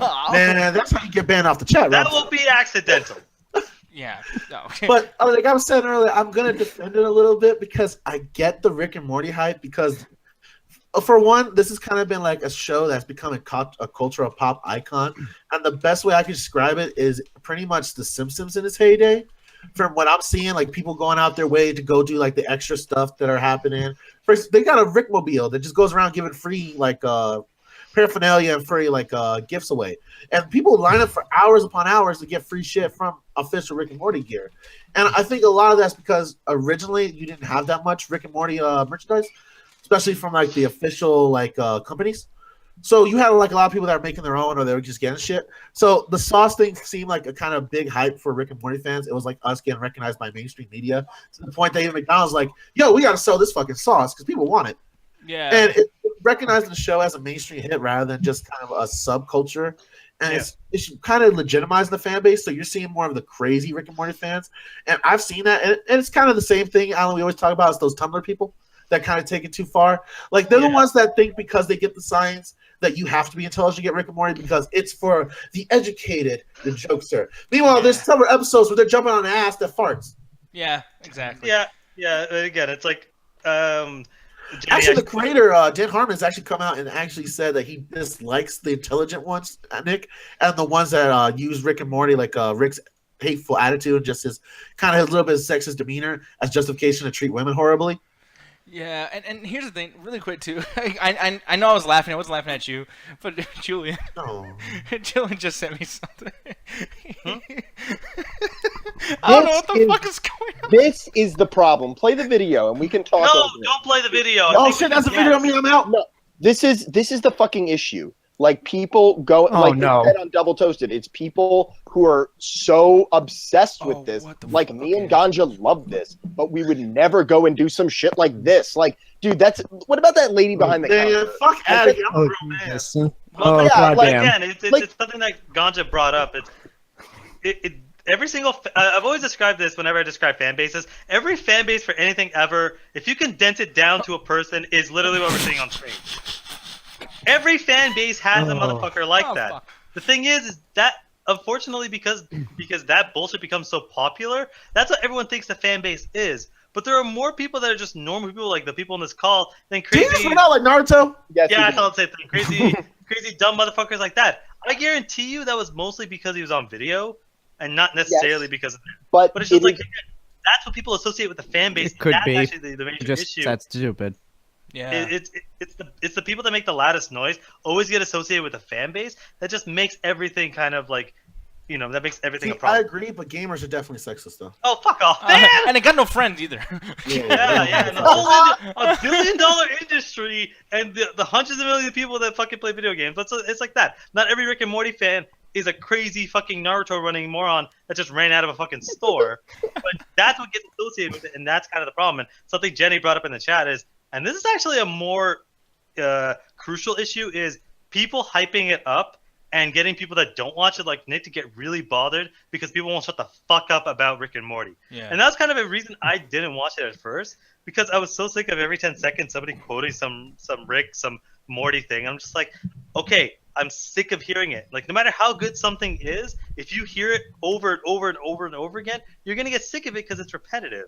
And that's kind of a real issue that happens through any fan base. I'm the type of person that I feel like I can get beyond the hype. And, like, I had a friend who's like, dude, you got it. Like, it was like a year or two ago. He's like, you got to watch Rick and Morty, man. And I watched it one day, and I really just, like, started to fall in love with it. And, like, other people have been like, dude, you got to check out Steven Universe. And I watched that, and I was just like, what the fuck is this? Like, get the fuck away from me. Julian, like, when you watch Steven Universe, are you dropping acid right now? I have an actual question for you right now, Julian. Listen to me, brother. Listen to me. Yes. You watch Steven Universe. Did you get a feeling like that was for kids that were like a little bit like mostly handicapped to like learn basic shit they should have learned in kindergarten? I like to think that when I watch like TV shows or films, like, you know what I meant by this? That I'm able to like understand what they're aiming towards. That show, dude, I didn't see a story. I think there were characters. I'm having fucking flashbacks, man. I don't know, man. That show worries me. Like I was having non-flashbacks, man. Like I was telling my friend, I was like, Are we really gonna watch this? He's like, let's just give it a few more minutes, and it was like 30 I think minutes. he's trying to fuck you, man. like I could not fucking get into that. Did he say he was a doctor at any point? No. No, No. that's the thing, man. And you're talking about hype. Here's one of the situations too, because this shit's like completely ruining. Wait, hold on, I can hear myself. Let me see. I think it's coming from. Let me see. Never gonna give you up. But anyways, Never gonna let you down. all right. No, but I'll figure it out if it continues on, whatever. But the thing is, though, like, yeah. As far as the hype goes, I think it is. I can hear it again. Let me see. Hold on a second. You think it's you, Ganja? No, it's not me. I remember I fixed my audio before we start the show because I'm a good boy, y'all. Oh, no, but No, do it during. It's more fun that way. But yeah, like, I can still hear it. I think it's coming from Rob. I think it's coming from your end, Julian, because I just higher your sound and it echoed again. Okay. Yeah. So leave and come back.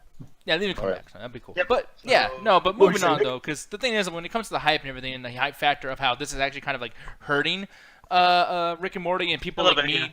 getting into it, I think this is actually helping other things, the lack of hype. Because shit like this, the Hey Arnold thing, there was a time that no one gave a flying absolute fuck about Hey Arnold, and because it's been so long, we having so much time to kind of build this like little like, oh, there's nostalgia and then there's actual interest, and then when it comes out, it's gonna look so new and be so fresh, even though it's so old already. I don't know how anyone could possibly care about Hey Arnold at this point, man. Well, that's what I said. Of just like when Ganja jumped on me at the start of the show. Of like, it's been 30 years or 20 years. Something. It's been a long fucking time since anything Hey Arnold related was even a thing. So it's like, who's really gonna be interested in this? Yeah, and I know I there's am. people that will be. Oh, really? Like, I'm actually Yeah, kind of man. surprised. I was a huge fan of Hey Arnold growing up as a kid. Like I always liked the episodes where they dealt like more with personal matters, like the Stoop Kid. There's one kid that was basically allegory for addiction. I don't know if you guys remember watching. Oh, the I chocolate love that episode. That Where episode. they basically get him to go through a very cold turkey rehab, and the kid's hallucinating shit. Nick, Oh, Jesus Christ, man! God, that kid, man, I remember that fucking episode. That was dark. it was like one of the shows that were honest to kids somewhat too. Like it wasn't like the Rugrats or like those preschool shows. There was one episode I remember this perfectly where he tries to help out this kid who's kind of an asshole. Chocolate Boy or something like that. No, not Chocolate Boy. It's some kid kind of looks like John Lennon from the Beatles. He has the weird glasses and shit and like a fucking Mo top hat. Oh wow. And- Okay, I don't remember this. And he's basically an asshole the whole time, and Arnold's trying to teach him better. And it basically it ends with the kid still being an asshole to Arnold. He's just now popular, and he still doesn't give a fuck about Arnold. Yeah, and It shows kids that not everyone's gonna like you, and that's kind of an adult lesson. Mr. Roberts, you were posting your hand up, so I guess you have something to add to this. This is the class, man. Just do what everyone else does. no, like that's the thing though. Like as I'm thinking about this and thinking about like Wait.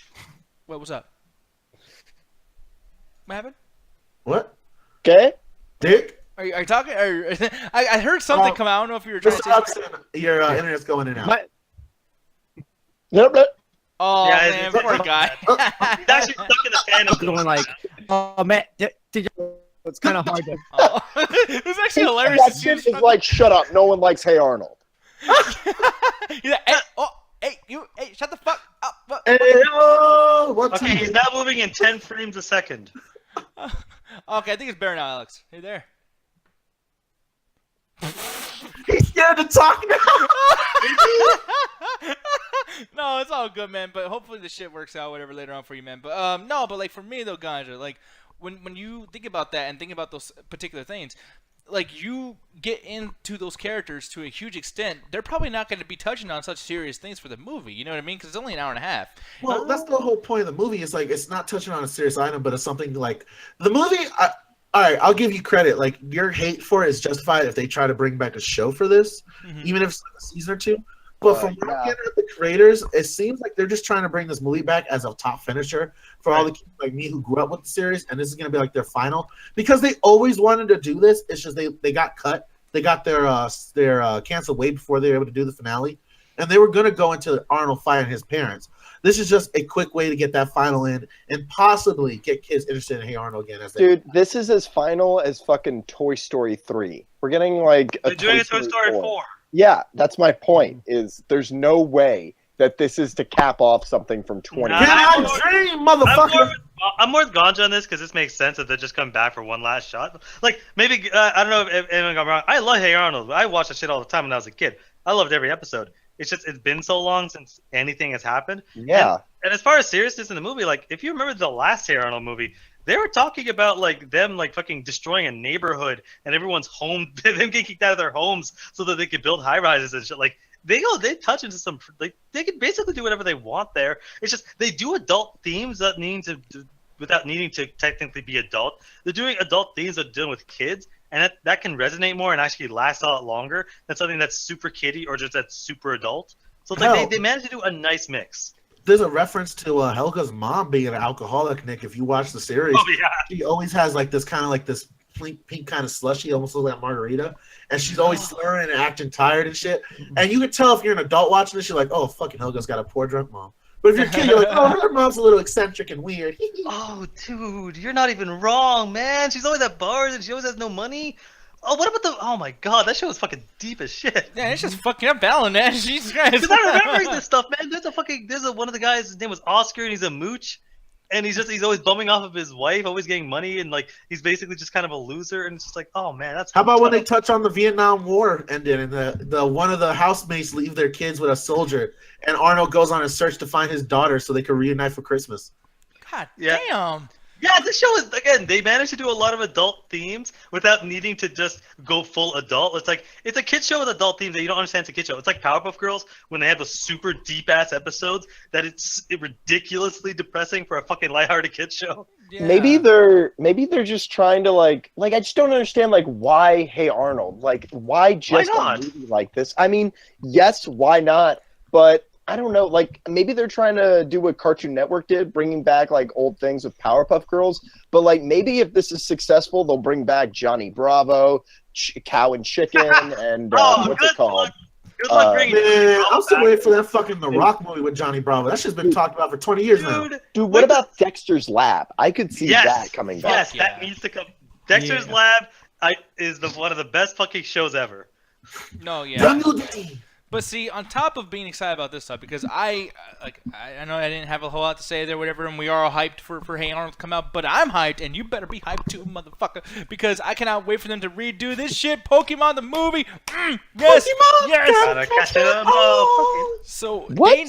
they have needed to redo that first episode, because it basically is the first episode turned into a movie, basically. They're You know? rebooting Pokemon. Are you serious? Well, Yeah. into a movie, not necessarily like the whole show. Dude, That sounds like God. Yes. Oh, okay. I thought Wait, you are were you being start freaking- sarcastic? I feel like Julian's about to fuck with me. Like, oh, it Are you sounds fucking with shitty. us? Dude, I love Pokemon. Okay, I didn't play the last one, but I love Pokemon. No, me too. And I love those first. What the fuck is that face? This is the face of a very confused man on why these two are about to jack off over Pokemon. Because Dude, fucking you Pika don't remember- Pika, man. I know it's Pika Pika, but that's in your pants. I'm talking about the fucking Pokemon movie we're watching. Dude, no. I mean, dude, I love Pokemon, dude. Remember in fucking Austin, like, I was one of the people who was like, dude, Pokemon Go. I always gotta do it. Like, look, there's a Pikachu right there. I got a Magikarp, bro. Like, You I was got very very drunk in Austin for Dude. his anniversary party, so I just assumed you were probably texting a bitch. Yeah, No, man. or both. Hey, both, man. Split view. It's Hey, possible. man, he was getting a Pokemon hoe. Well, at the same time, watch this. Oh shit! I just sent her a nude. It was somebody else, so that's gonna be a weird thing to But the explain. thing is, it feels like they're doing some crazy shit. Like even with the Spearow scene, dude. Like this looks a little more intense than before. I'm like, are you guys gonna get even more emotional than it was last time with the whole like Spearow thing? Yeah, fuck it. It's gonna be rated R, man. It's gonna be brutal as shit. Yeah, I'm man. down. God, it looks so nice, dude. That shit looks so badass. Like I Yeah, feel like I I want to just smoke wonder- weed and watch this. Yeah, Oh there you shit! are. We going Pokemon now. Shit, let's go. I'm curious though, because like again, because the first episode is 2 episodes, so it's like 45 minutes ish, and this is presumably gonna be an hour-and-a-half movie, which means either they're gonna have to start adding a lot of stuff or start stretching out a lot of stuff, and it's like, I don't know. the reason it worked so well in the original was because of the fact that it was short. It's like it was short sequences, even though it was 2 or 3 episodes. So it's like, how are they going to stretch it out for a whole movie? Is what I'm curious about. Well, it was short, but the thing is, though, I think that kind of hurt sometimes too, because even though it was short, they had to also like pace themselves throughout the entire 20 minutes. So there was a lot of like him walking to Pikachu, like, "Hey, Pika," which, by the way, Ash sounded like such a fucking awful, like strung out stoner. Yeah, we watched that recently. I'm just like, oh man, it has been a long time since I've heard your voice. God damn. Yeah, and the way he's just like, "Pika," and then like Pika's like, "Oh, I fucking hate you," like in the whole thing, they're just like walking and shit. Ash, man, why you bugging, bro? Like, Every time I look at Pikachu, man. every time I think of Pikachu and Ash's relationship, I just keep looking at my bird, going, "Yeah, I know what that's like." I know. Man, you stop killing my vibe. I'm trying to roll the kind. Wait, what is that? Is that a Moltres or is that a Ho-Ho? Well, It's no, you, that's a Ho-Ho. Moltres, because it'd be one of the first legendary Pokemon.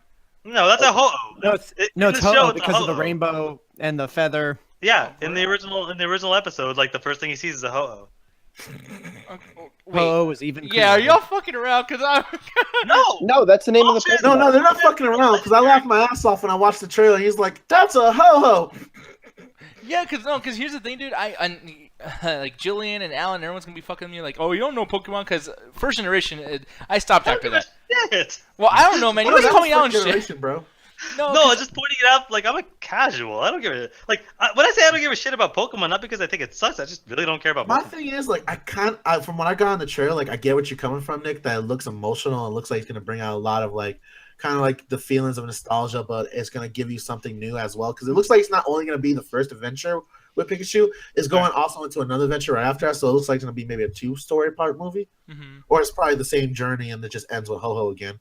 But from what I'm getting out of there, it looks like they're taking like almost a Miyazaki approach with all the like the long landscape, the well art design that you see in it, especially this proper use of CGI. I appreciated it. Fuck, that would be so cool if Ash had a fucking character arc. Oh my god. Fucking Oh, man. Pikachu Yeah, had depth. Yeah, well, here's the thing. You know what I want them to do? Everyone always talks about how big the universe Shit is looks for so clean fucking. though. It does. So fresh and so clean.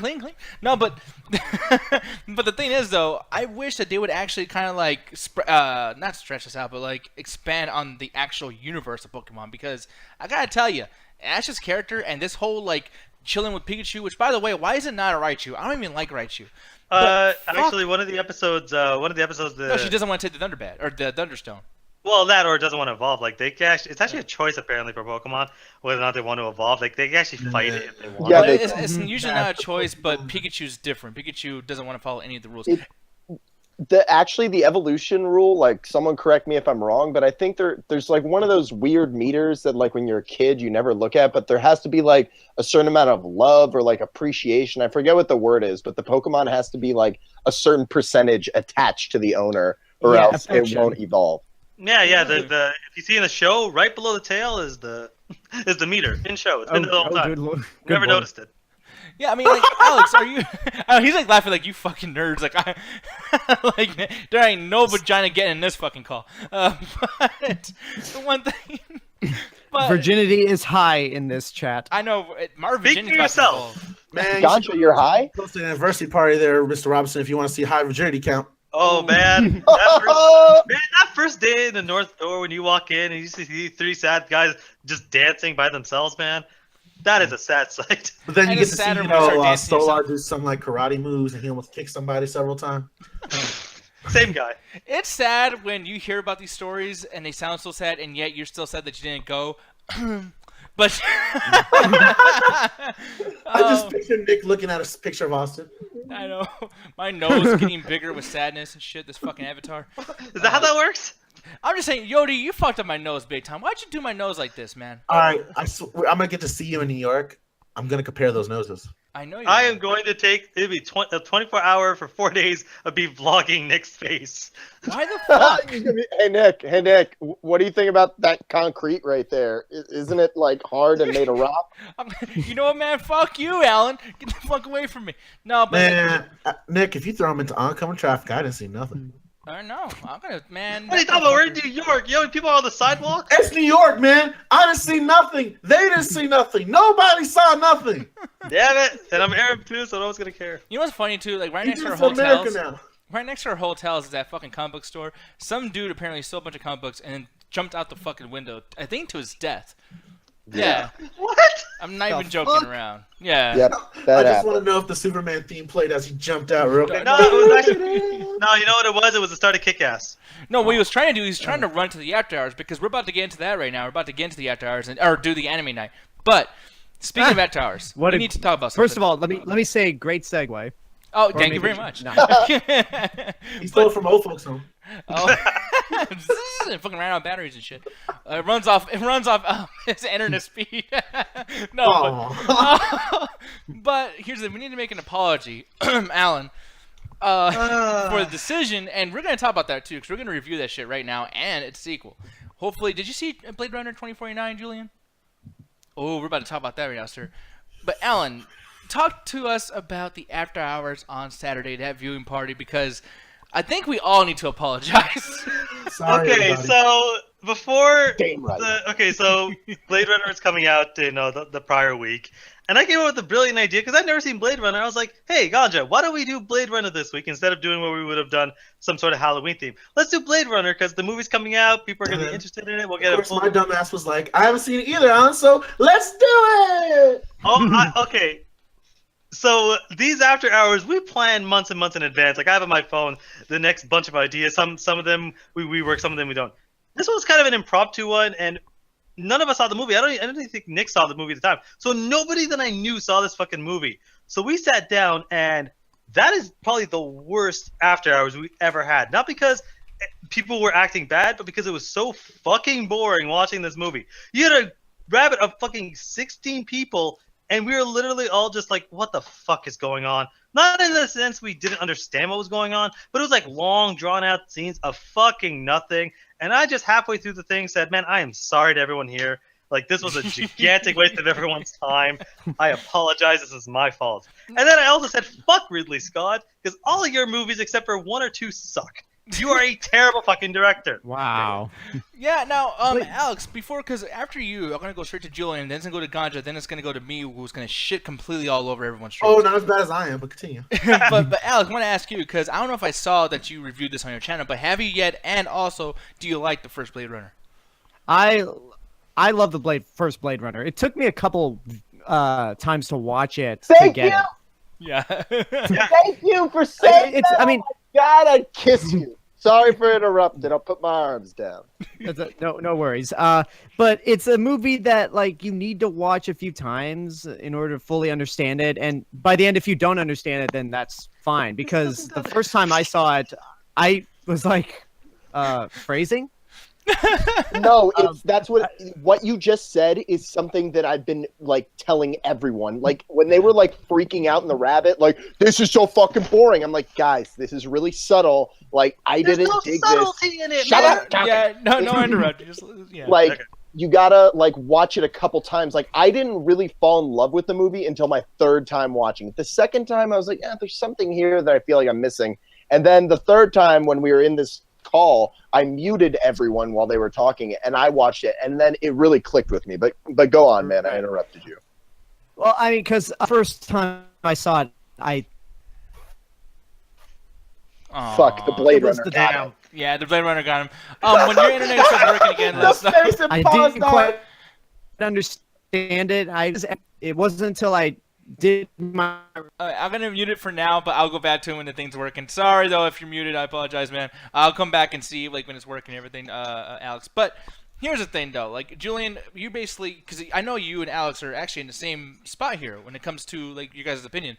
Why do you think it clicked to you in that third try? Other than the subtlety, was there something else that maybe you had to watch a certain version of it? Because we watched the final cut version.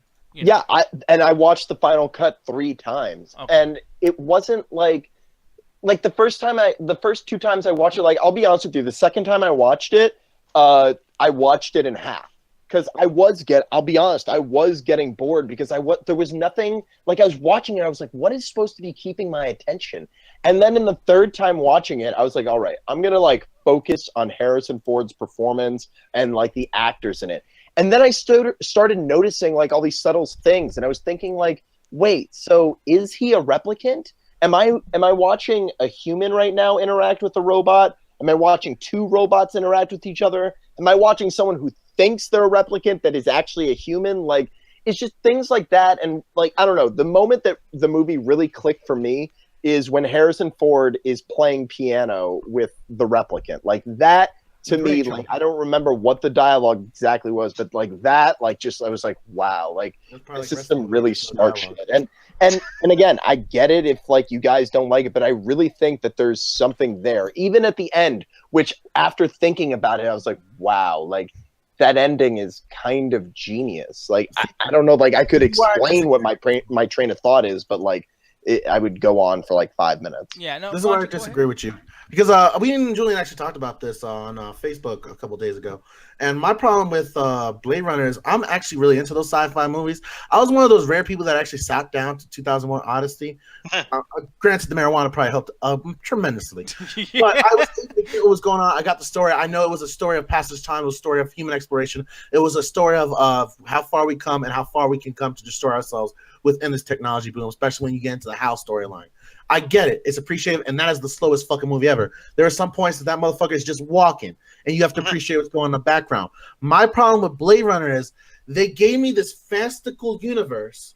They showed me all this great technology, all this real sci-fi stuff, all these real fascinating people, especially when they're in the slums in the first part and he's hunting down that stripper robot. I don't have a better term for her because that's all I remembered her by. And it's really showing the aesthetics of the world, but first of all, because he's doing that whole robot or not, I don't know. He's not emoting to anything. He's not showing any kind of real sense of danger. He's very blank, and I feel like I can't put myself in that character. And when I want him to explore the world more, it's going from set piece to set piece rather to explore the universe it's created.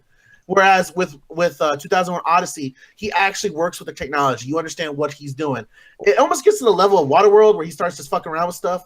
And you have to interpret where he's getting to, but 2001 Odyssey has a point where all the stuff is shown. Now, Julian, I'm gonna have you go. Hold on, it's 2001 Space Odyssey. Just so you know. Yeah, no. Okay. But actually, I'm gonna have Julian just rebuttal what he said. But at the same time, Alan, after Julian says what he says, I'm gonna go straight to you, Alan, because I don't want any interrupting. I want everyone to get their points across, and then we'll get to our ratings and everything like that. Mr. Robinson, if you're back, we'll let you have the final say. Yeah, exactly. But Julian, go ahead. I mean, I don't know. Like, I see your comparison in the movies, but I don't know. Blade Runner it's something really unique that it's been ripped off a million times, but I still see so much value in this original one. Like, I remember after the screening, like, I was like trying to tell Alan, like, it's like a lot of the things, like the colors and like the way these scenes look, like they elevate the scene in a way that like it makes them feel different and like have a different message, whereas if they weren't lit the way they were, they would be interpreted in a different way. I think that the movie is one of these art films where like you can be like, yes, there's nothing there, but at the same time, if you really think about all the things that happen in the movie, like that's kind of weird. Like I was telling Ganja like about the ending, like spoilers, sorry, but like it's weird to me, like that he's like, I love you. Like there was a scene between them where he like almost attempted to rape that chick, and then like at the end she's like, yes, I love you, and then they walk out hand in hand. And to me, like thinking about that, it's like, damn, it's almost like she was designed for him or vice versa, and they're just like now a quote unquote happy nuclear family. And I was like, damn, that's what it ends on. That like I think that's fucking cool, man. Now, one thing I want to bring up, and then I'm going to go straight to Alan. But the thing is, like, okay, when you were bringing that up, when we, after the screening, we talked about it. I was almost irritated that because you ended off, like, I think Alan even said something to you, where in the sense of he was like, yeah, like, what the fuck was that? Like, what's that relationship, and why did he attempt to rape her, and then everything's okay at the end? Like, that's basically, like, it doesn't make any fucking sense. That's not how characters are built. And the thing is like, just like what Ganjo was saying, the dude doesn't emote anything, and you had to watch the subtlety. You had to like rewatch it, just like what you and Mr. Robinson said. Thing is, me as a casual fan of movie and film, I don't have 6 hours to watch something a bunch of times just to get these subtleties, to try to put my mind in a positive note to look for something to like. The movie should work for me. When you watch a film, you should like it. I think that's the thing is some movies, man, you need to be more active and it's not as passive. Like some movies, they spoon feed you. This one, you gotta fucking pay attention, man. And you gotta like, pay attention to the subtleties and question things and like wonder like really wonder to yourself, why is this happening, and like try to find an answer. And like as I was watching the movie, like that's the thing is like I understood it because like that's the thing, like I was getting mad because when you were telling me things of like, dude, what is it? When you watch the movie again, because I actually went back and I wanted to like kind of get some mental notes down. I didn't write anything, but I got some mental notes down, and it's like I don't know how you could have thought that ending was anything else other than the fact that these robots were made for each other, and that's the love connection. Because this kind of happens again in Blade Runner 2049. And what's up? Man, you said the love connection. I started thinking that stupid TV show. Man! But no, that's the thing, though. It's like when we get into that particular thing there, it's like I don't understand how that was confused. I mean, they're very, very, like, there's no subtlety in that. They tell you, it's like when a movie ends off and they're together as two non-emotional robots, like, why would you even be together with anybody? That's, like, right on the fucking head. Like, they're beating it into you. So it's like, yeah, there's no subtlety there. And on top of that, too, speaking of that, this is an action adventure sci-fi movie. You get this whole world with all these weird vehicles and this tech noir and all this weird shit that's going on, and yet for some reason they do nothing with it. This might as well be a movie that takes place in real life, 1993. It's technically it's a neo-noir movie. That is what it would be called. Exactly. It's out in Szechaun Reef. No, but I mean that's where I was going for. I just didn't know the phrasing, so thank you for that. Like the terminology, I'm not very keen on because I'm not as much of a film guy as anybody in this entire community. I don't like film. My passion was gone away because of people who look at movies like this the way they do and taking a fun out of actually seeing a movie. Because but that's the thing that I'm trying to tell you, man, is it's really cool when you watch the movie and like it's like the movie's fucking with you. That's why I love the new one so much. Like it left me, I was like, what? That's it? Like it left me like when fucking The Last of Us ended. I was like, what? I was like, no, don't stop here. And then like I just sat there and I thought. And I thought about it, and it just started fucking with me, dude.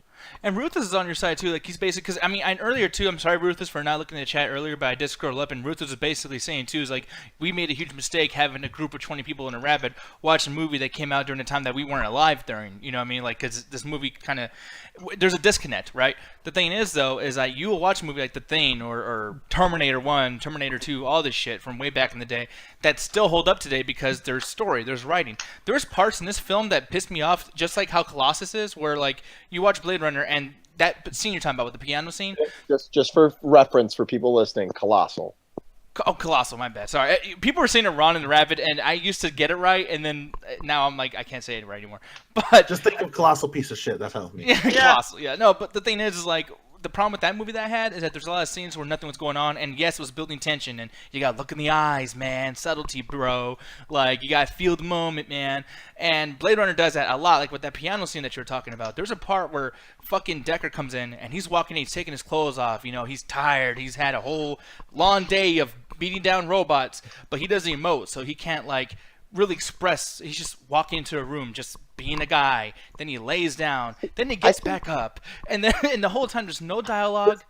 I feel like his character develops a lot more than you're giving it credit for. Like, just think about like how weird the scene is when that chick first comes into his apartment. I'm sorry, I don't remember her name. I'm really bad with character names. Rachel, yeah, Rachel? of course. I remember that because but what's it called? Like the scene where Rachel first comes in and he's like, "You're not even a fucking real human, you know that?" And he starts like fucking with her. It's like that to me, that was really his character, and that's why his whole performance works to me. He's like, "Yeah, I'm the fucking dog catcher. That's me." You know, like he's sarcastic. Like, he doesn't give a fuck, and that's what I read. Now, Alan, what do you feel in the sense, like, because I know I haven't given you a chance to talk because I know what's going to happen. You're the new Nick Diaz here for some reason, and people just like fucking with you. And people really do not like to hear Alan say anything bad about the shit that they like, and I know the chat loves this shit. So go ahead, Alan. I'm saving you for last, or at least second to last, but tell me what you feel about the movie and any rebuttals against Julie.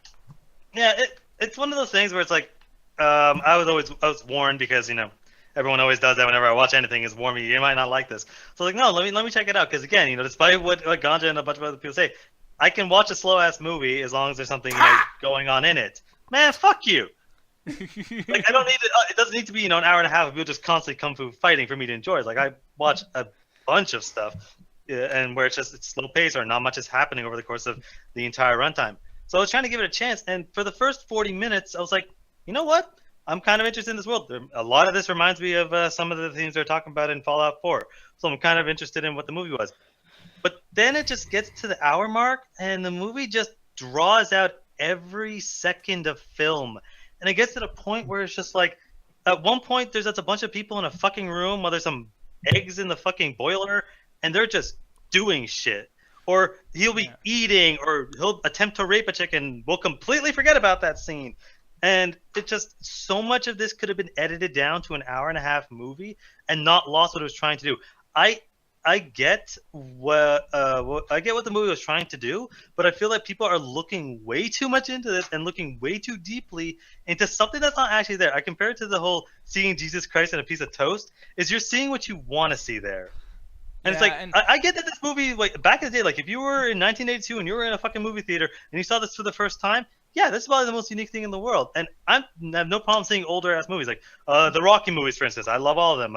The RoboCop movies. Like, the RoboCop 1 is an amazing movie for not only the action, but what it was trying to talk about. With this, I feel that it's Ridley Scott's problem of he likes to draw out everything, and this motherfucker is like Christopher Nolan. If Christopher Nolan took, like, fucking Ritalin, where it's like he just likes to make everything so dull. And to the point where I was really bored in the movie because there's very little dialogue.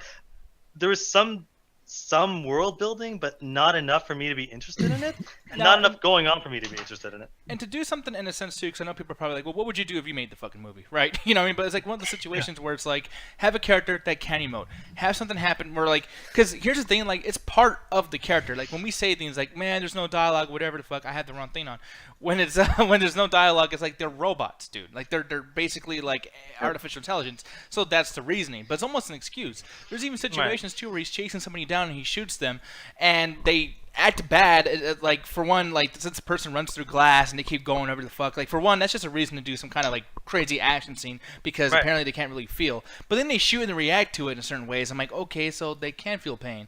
It's like the movie just has a robot thing. So they don't even like stay with the robot like aspect of the rules of someone not feeling pain, etc., or emoting. But they want to be a little bit different of like, no, this one's different, man. Like, this guy can emote. But if he has bad acting skills, all that because stuff, like, that's the thing though. Like, when get back to all that stuff, Nick, like, all that stuff really depends on the ending. And if you're fucking totally uninvested at this point, you don't give a fuck anymore. And 2 hours so long, like, there's things like for instance, like, Julian, I can totally understand if this is not my type of movie, and I totally get that. But there's times where they even do shit where there's 4 minutes of no dialogue and people are just looking at each other, and then the scene ends.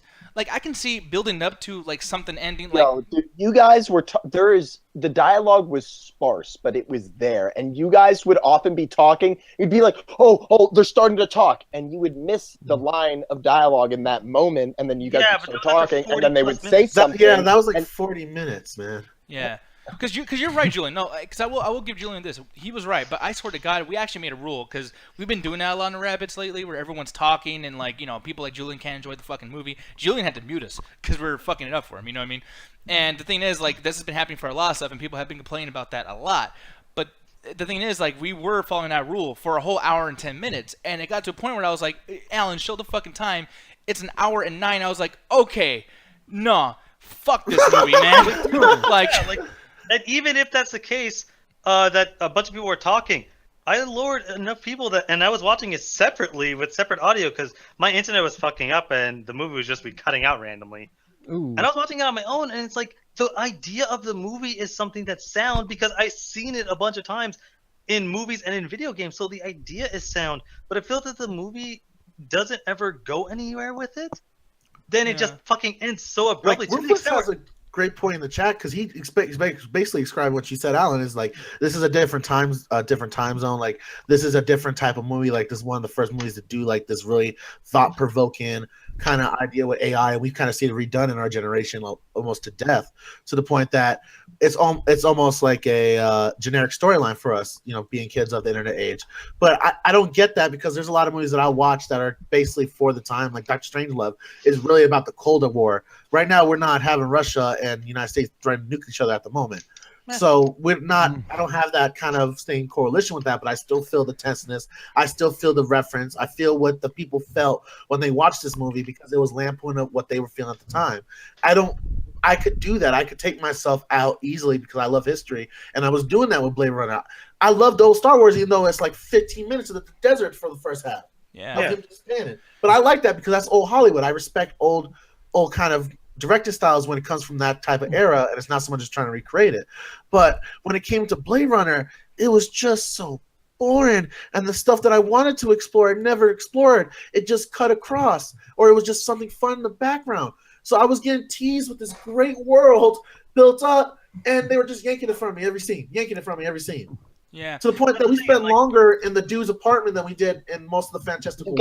You gotta think more about not what you want the movie to give you, but that's why I'm saying, and why Mr. Robinson said you gotta watch it a couple times to just understand what they're giving to you. Because like what the movie gives you, that's what I'm saying. It's really subtle. Like it's such a weird thing to watch. Like the second time I watched it, like the beginning tricked me again. I was like, what is going on? And then I was like, oh shit, like that guy's like, I guess a villain or something. Like there's things in the movie that are not handed to you on a silver platter that you really like. It just it's like it like throws you a bunch of things and there's marbles that you needed to catch. Yeah. Not even on a silver platter. It's in another fucking country, and you have no legs. Well, like one thing to that's do what too- it kind of was. It was like yelling at it, like the smallest, the littlest things, and it's just like I brought up RoboCop, and I brought that up specifically because a lot of what that movie does, yes, it's a satire of 80s action movies, and it's a bunch of satire, but the subtlety in that movie is whether or not the main character is even like, because you don't know you just think he's only like maybe part human or maybe just a little bit of human parts. It's not till the end of the movie where you actually see that he has a face that's like, oh, he's actually coming back to reality, coming back to humanity. And to me, that's a lot more subtle, even though that it's hiding that. That's what subtlety is. Subtlety is hiding it. That's not subtle. Where it is, that is super fucking subtle. Like, Hold on, gentlemen. I must do this. The Wrath of Ruthless. Now, really quick, because I don't want to go. Well, here's the thing, because the one thing I was going to do, because I actually, believe it or not, and don't be offended or anything by this, but I wasn't going to bring you on because Jenny in the chat, she was saying, like, Ruth's going to get him to explain this. The thing is, I totally understand where Ruth was coming from, and that's what me and Ganja were trying to do to explain that, in a sense of, like, we totally get it, but at the same time, and Ruthless, I guess, it'll be me versus you right now, dude.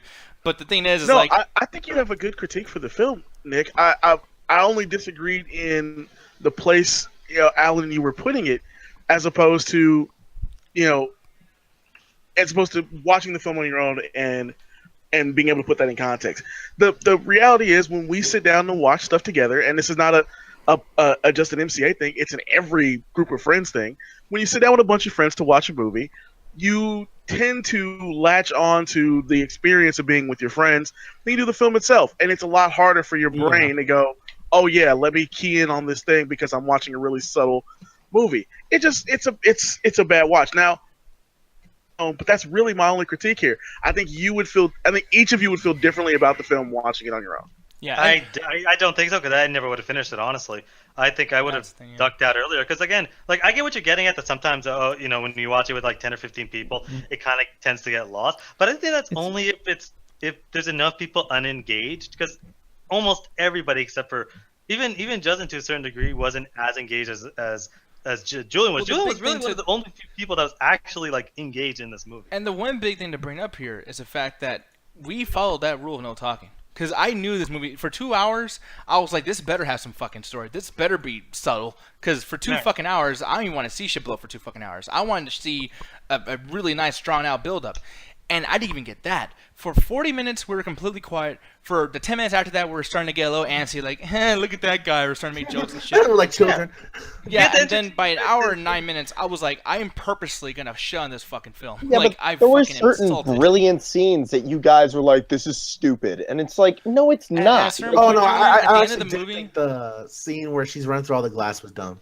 No, and here's the thing too, I actually liked that because it was actually kind of interesting. It's like, hey, she's kind of a robot thing, so it's like, oh, of course she's gonna be running through that. I'm like, that's actually kind of cool. But on top of that too, though, there's things too, though. It's like Julian, let's just say that some of the movie is fucking incredible. By an hour and 9 minutes, dude, you have insulted me. You do not deserve me to even like you at a certain point. I feel like when you do a movie that's 2 hours long that there's so much shit you could have edited out. When I get to an hour and 10 minutes, you better sell me already. If you do something great at the end, you fucked up. You should have made the decision to put that shit earlier in the film. Man, because like you're going on a ride and like you gotta wait until they let you off. Like what you're in my eyes, man, what you're basically doing is like you're on the ride, you're like, this is stupid, I'm getting off. It's like, but the ride's not done. You didn't get the whole experience. That's but if you don't feel like being there, you're gonna pass out halfway through the ride and be like that one guy that passed out on the Waterworld ride. But the thing is, like the start of the movie to me, that was a reference for your ass. I know, right? So, like it's one of those things where, like the start of the movie to me, I was interested in it. I actually kind of liked it because they start off asking these weird questions, and then the guy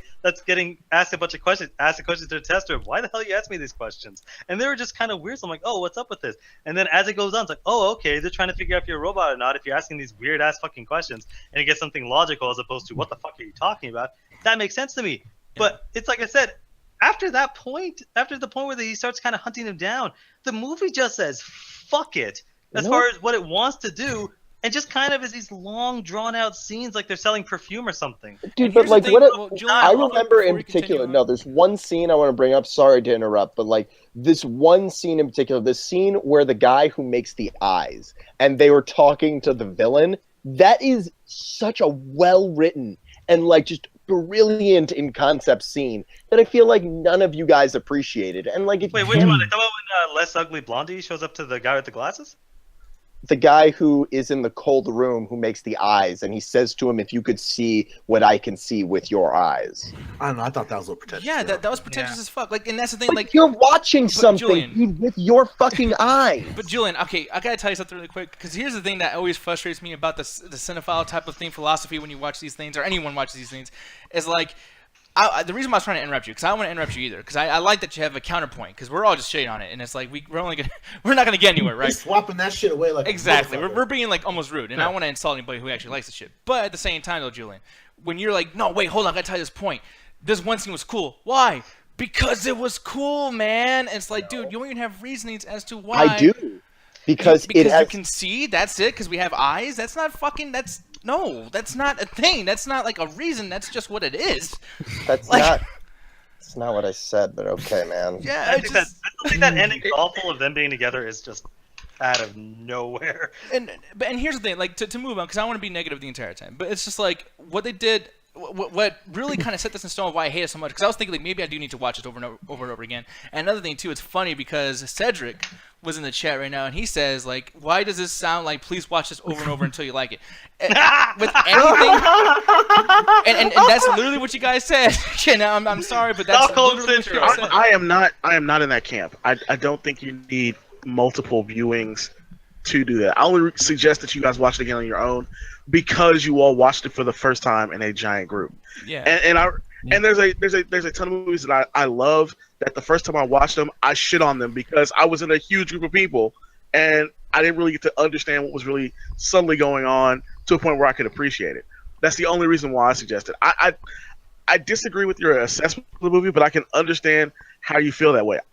My point has always been, this is a movie that you all have seen ripped into small chunks and elements and ideas and used a billion times in literally movies, television, anime, whatever other books. So yes, it does take a bit of, let's put all that into perspective first and then watch the movie in order to really get Blade Runner at this point, because you aren't seeing it for the first time, in a theater. You aren't even in my situation where I saw this on VHS the same week I saw Icar for the first time. Those were one and then the next one for me. So I have a different scope on these. Yeah, but the main thing to bring up too, though, that's really my only point. I can't disagree with how you feel about the movie, because that's how you felt about watching the movie when you watched the movie. Exactly. And the one thing is too, and I'll leave it at that, because you feel like, yeah, people should just watch this again, give it a second try. Maybe one day I'll do that when I have 2 hours to spare. I'll watch something I already don't like. But at the same time, exactly, but at the same time, you watch it with Diaz. But the thing is, though, is like this movie. What really set in stone why I hate it? Because I felt like maybe I should watch this again. But what made me set in stone is I saw Blade Runner 2049, and I gotta tell you, dude. I was because Will told me to watch it, and I was like, motherfucker, you know what? I'm going to watch it just to tell him off. Just to tell him off. Just to tell him off. And the thing is, Will was right. I love the second one. It was a great fucking movie. And I'm like, Yeah, That's so and they strange, did it 'cause so they is. did what the first one should have been. If they just did it, if the second one is literally it should have been a fucking remake. They did it perfect the way they should have. It's not even that great, but it's like what they did with that angle and telling about all these like not tribes of people, but just like how these people are, and then telling like for one an actual futuristic setting. For one, the first Blade Runner, the futuristic shit was worse than Double Dragon. I kept saying it during the Rabbit. I've seen Damn. Double Dragon do better shit. Yeah, but Double Dragon came out 12 years later. To be fair to the movie. No, but dude, like, and we kept bringing up Super Mario Brothers the movie. Super Mario Brothers movie did a much better version of the futuristic fucking society than Blade Runner. Like, It I'm was The telling funny you. part is, that. both of those movies ripped off stuff from Blade Runner, And they did it specifically better. to make Yeah. sure. Well, that's actually something Because that that's what everyone thought the future should look like. Cyberpunk begins with Blade Runner. Yeah, that's actually something Jay-Z was bringing up because he's not a huge fan of the original movie, but he's saying something that's like, okay, he appreciates it not because of the movie, but because of what it inspired. And yes, that is a good statement. Like, it inspired a bunch of other stuff, like the classic Super Mario Brothers and a bunch of other movies as well. So it's like, you can appreciate a movie in that sense, but I still feel that the movie, it tried to do a bunch of things, go beyond its own scope, and maybe that's a personal thing, but I just felt that it didn't do what it wanted to do as well. And honestly, I wanted to see the 2049, but after seeing the original, I'm just like, I don't know if I want to sit through Dude, a movie actually- that's longer than the original. I don't know if I could do it. I think you should watch the second one. I gotta say, and I don't know if Julian and Ruthless or any of you guys have seen this. I'm shocked have. to hear you say that, Nick, because I didn't understand why Allie like enjoyed the second one and thought the first one was such shit because they were so similar in tone. They're so like for me, Blade Runner 2049 is I can't think about it too long, man, or like my brain like fucking snaps. But it oh fuck, it's happening. But like, it felt like 30 minutes. Like it Yeah. went by in the blink of an eye, and it, like I said, it just left me with so many questions, and like I thought it was incredibly profound. Like I think that's one of the most brilliant movies I've ever seen. The biggest thing too that I loved is that this shit was emotional as fuck for a movie that's about fucking robots. Because you don't need to have them act like robots as actors. You can actually tell a story and have the story be emotional. His whole thing with that artificial intelligence thing, I don't give a fuck if she was just a screen or what, dude. I felt awful about the shit that was going on. There's parts where she's like glitching out and shit, and she's like ready to kiss him, and she's like, you know, like, I'm so happy here with you. And then it's like, but wait, you're not human. But like they make sure to tell you like she thinks that she's you know, human or real life, whatever the fuck. They even have like devices that make her feel like there's reasons why. Even that's something that you have to question that, you know, as you move along in the movie. Exactly. Though that's the. But Nick, I get your point. I want to hop in. I don't want to refight this Blade Runner issue. I wanted to talk about, like, I think you find something in 2049 that you don't find in the original, and that's it's a lot easier to attach to the movie knowing that Ryan Gosling's character is a replicant from the jump. Like, they said it in the trailers. They said it, you know, every piece would be like, yo, he's a replicant. Like, this movie starts with him as a replicant. This is not a spoiler kind of thing. And so by starting with that, it's a little bit easier to go, okay, what's going on in this world around him, you know? Yeah. But what makes him different than the other replicants that we've seen? What makes him different than the androids we see in other movies? Like, what are all of those things? And it just makes it easier for you to digest it. Yeah, I think that makes a difference. Not the Bill Cosby thing. Fuck you, Cedric. But Jason's saying that he's saying it was boring in the first Leonard hour. Part 6, hell yeah. No, he's talking about it was boring in the first hour. And the thing is, for me, I didn't think it was boring in the first hour. I thought it was boring as soon as Deckard comes. When Deckard comes and he does, man, I'm telling you, why do people like Harrison Ford? Like, most boring fucking actor on the goddamn planet. Say what you want, man, but The Fugitive is a great movie. Nick, he had to play the character the way he did because they didn't. That 2049 had to walk on glass like the whole time because they could have easily ruined the first one having Harrison Ford in it. Terminator RoboCop reboot. Yeah. I don't know what the fuck that means, but the movie had to continue with his character the way it was, or else, like I said, it would fuck up the last one. And dude, it's perfect. Like, Deckard should be crazy, and he was fucking crazy. But it wasn't about being crazy, about being boring. It was about not emoting Yeah, at I can all. get this point. Like, Harrison Ford himself was flatter than you expect for a character with what has happened to him in between the two movies. On top of I it, too, disagree. there's moments. Actually, let me see. Why do you I thought it was an acting choice. I'm not saying it wasn't an acting choice, but I thought he was. I wanted more. I wanted a little bit more from him. Though I will say that when he first gets introduced, I was very happy with that. No, I- Alec. Go I was ahead. just gonna say he could have given more, but the performance he gives, personally, after thinking about it, I think that it's perfectly fine because it asks a lot of questions of what has happened to this guy, and like they don't necessarily answer that. So I don't know. I think that his character had a really great arc in the movie. Now, Alex, I'm gonna ask you really quick because your internet's on, so I'm like, yes, fuck yeah. Hooray! Woo! No, but like, yeah, dude. In your opinion, though, like, what'd you feel about Harrison Ford's thing? And, yeah, man, like, just I don't know if you have any rebuttals or anything. So I don't even know where you stand on the second movie. Well, I've just been listening. Maybe because my internet was broken, but I'm just like the chat where I'm just sitting back and enjoying this whole argument. But I love 2049 a little, not as much as the original Blade Runner, but with Harrison Ford as coming back as Deckard, I commend them for not. Wait, is that the right word I want to use? I applaud them for not bringing him in immediately and making him the main focus. And I felt like once they get to the point where Jared Leto's character brings Deckard in and talk about Rachel or his daughter, that's when Harrison Ford, I feel like, pulls all the stops in a very subtle manner. And again, like he has to be consistent with the character they played in the original Blade Runner, so he can't really fully emote because that's kind of the way he was in the original. One question I wanted to ask, that's as you guys were talking about how, like, debating on how whether or not the first movie's boring or not, which like during your viewing thing, which version did you guys watch? Final We cut. got the final cut. We made sure the one that Okay. because I asked Jay-Z, who knows a bunch of movie stuff, so it's like we made sure we got the right version, you know, because I couldn't find it on streaming sites. Gotcha. Yeah, and we're actually popular enough where Jay-Z, the rapper, actually gives us movie advice. yeah, he pops in every now and then, man. It's great. Yeah, he was all like, Nothing "It's not Blade Runner, it's boring."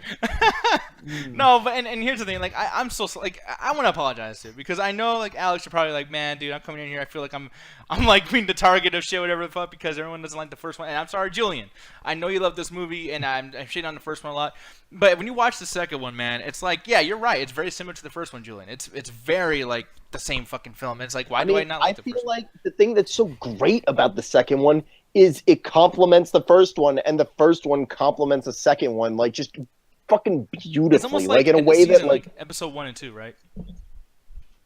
Boy. Like what? Like I'm just you're talking about Anyway, the fucking prequels when you say episode 1 and 2. Man, hearing Nick talking about 2049 is just like, because sometimes me and Nick are on the same level. Like sometimes we agree, sometimes we horribly disagree on movies.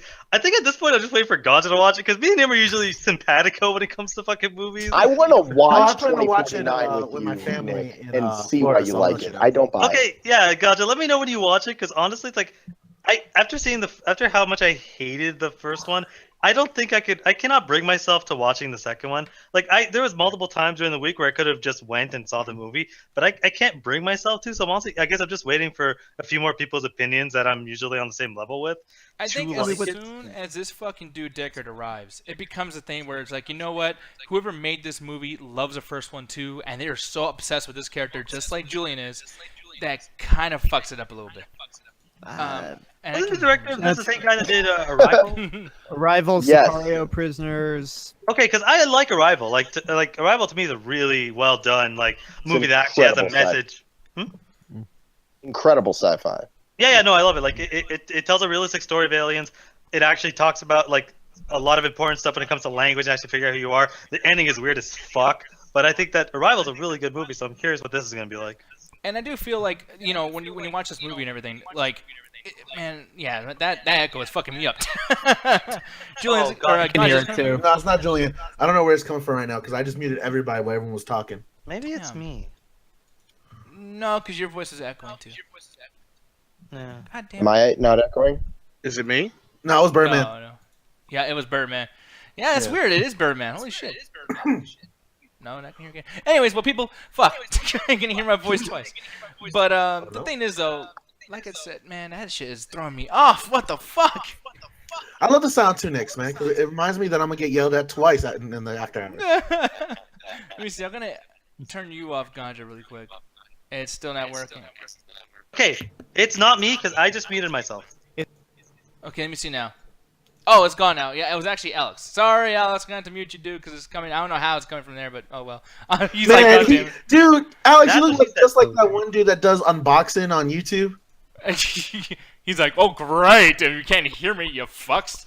Oh, so we just make fun of him this whole time. He can't even rebuttal. That's fucked up. I know, man. Hey, why are you going to ask me a question? I'm muted, motherfucker. I just realized that. I'm a stupid motherfucker. I'm sorry, Mr. Robinson. God, I just Or smoked you're a little really bit. smart. Yeah, exactly. But no, like, basically, I'm just gonna say, because this has been a long fucking show. We've been talking about Blade Runner for half of it.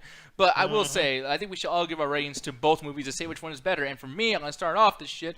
For me, this fucking movie was definitely like a fucking 4.5 out of 5 until Harrison Ford came up, and he becomes an old, ugly damsel in distress by the end. Like, this motherfucker is handcuffed to a certain thing. Yes, I will spoil it. Who gives a shit? Who gives a shit?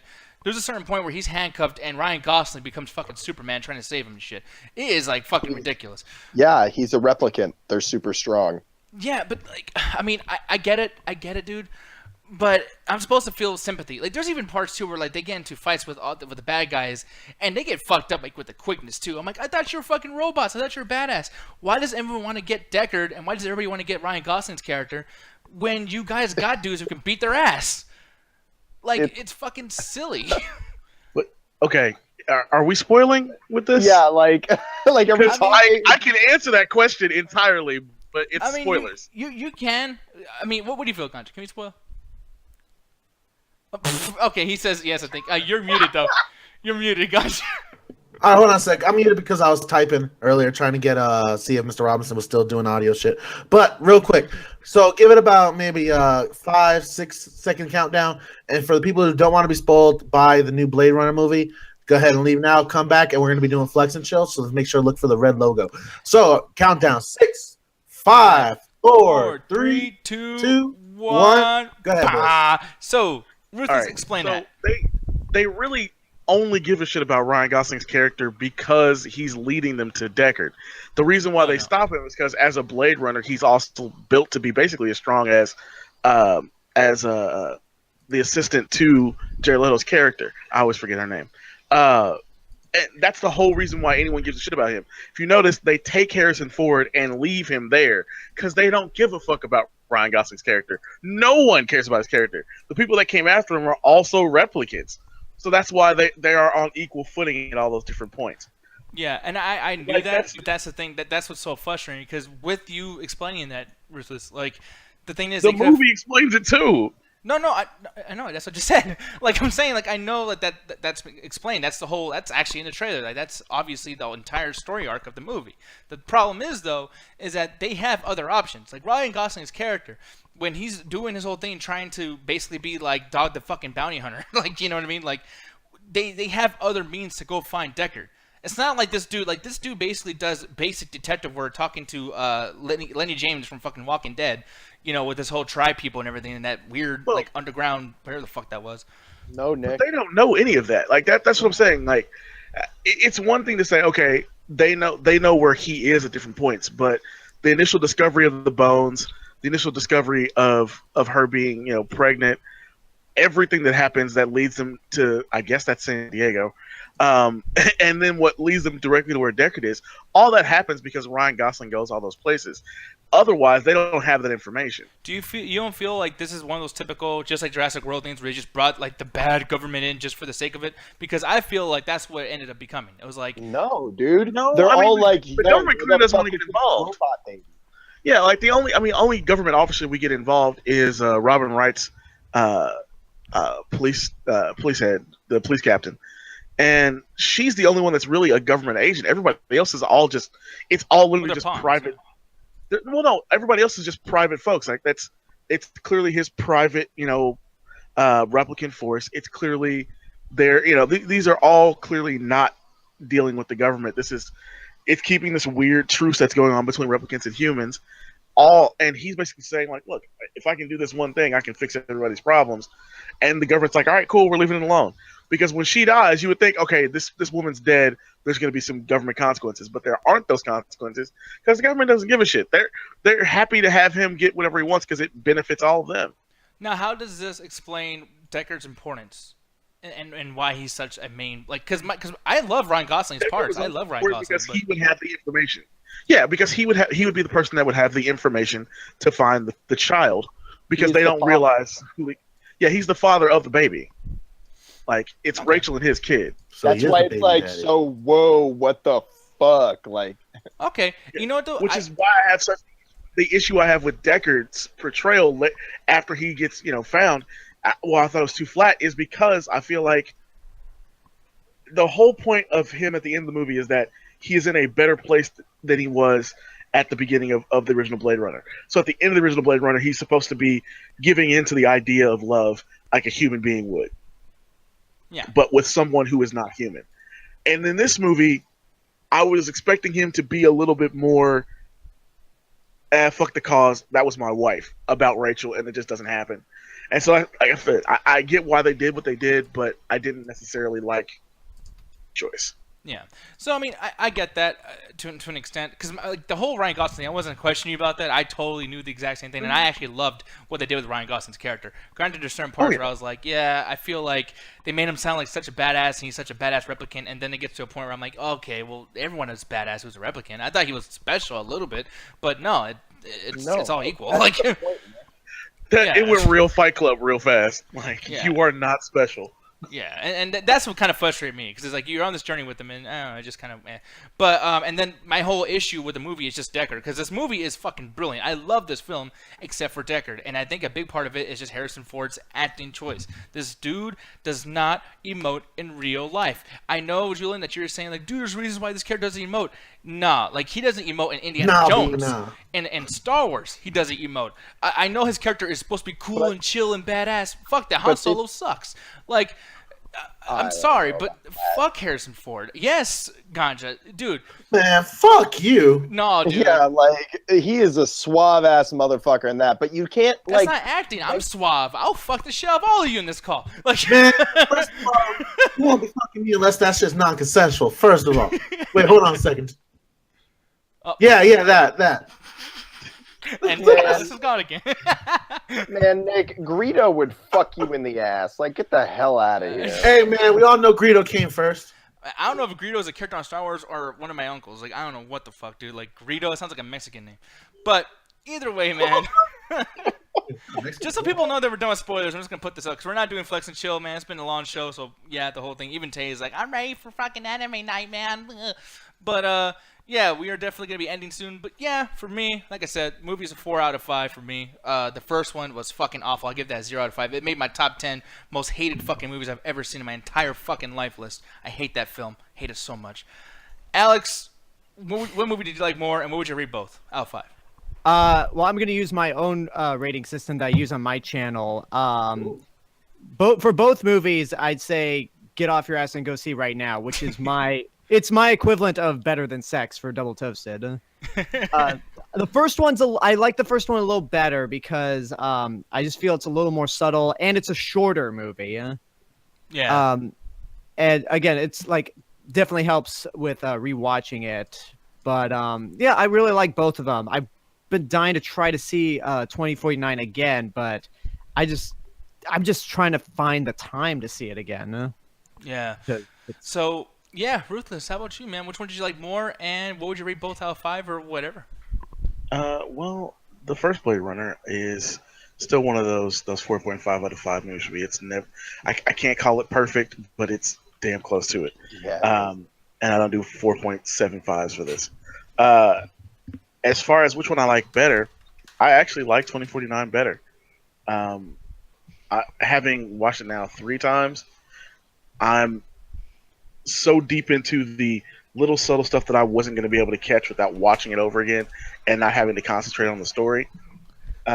So it's my 5, man. It's a 5. Yeah, it's a 5. You, buddy, Julian. I already know what you're going to say, man. Fuck you. Me and Ruth, it's like Ruthless took the words out of my mouth. Like I technically give them both Better Than Sex because I consider a 9 and like above Better Than Sex. But dude, the first Blade Runner, like I love it. I think it's subtle. I think it's a brilliant and beautiful movie that says a lot about like just movies in a very meta way, but then the fucking second one takes all those things, even the meta like values about film that it has, and then just fucking amps it up to like its peak. Like this is like what sci-fi is about. Like it takes like our real life and puts it in these like sci-fi, or like, I don't want to say fantastical, but like, you know, just futuristic like things, and it just makes you think about it. Like, dude, every movie should want to be like Blade Runner 2049. Like that is like a 6 out of 5, man. Like I can't wait. I almost fucking went back and just rewatched it again. I was this close. Yeah. I mean, okay, the shit's amazing. Because it's just my only. I don't know. I'm not gonna continue because you talked about it enough. But it's just like you with movies, man. Like you just when you like something, you really like. I just want to fucking suck its dick and then become its dick. Thank God you never developed a cocaine addiction. Jesus I Christ. know, man. Well, the jury's still out on that one. Well, it's good to know we're all evenly matched when it comes to our thoughts on the first Blade Runner. What? I don't know why they're laughing. 3 against 3, huh? 3 people love it. 3 people There's hate it. subtlety there, Julian. Yeah, we're all gonna meet up in the middle and fight each other, and then It's gonna be like Anchorman. I was thinking the same thing. Just Gonna watch you all fight and then kill the winner. That's all. damn. Yeah, He's gonna except pull I'm HBO on going us. for you first, man. I don't You all trust you. fight to the death, For and then nowhere. I clean it up. That's how it works. Hell no, I'm going for you first, Ruthless, man. I don't trust you. You're shifty. Damn. Damn. I'm shifty. Come on. Yeah. I don't have a bird on my shoulder, pirate. What the fuck? You Oh, don't even know how far this pirate goes. Always have a backup plan for your And backup. he always cleans booty.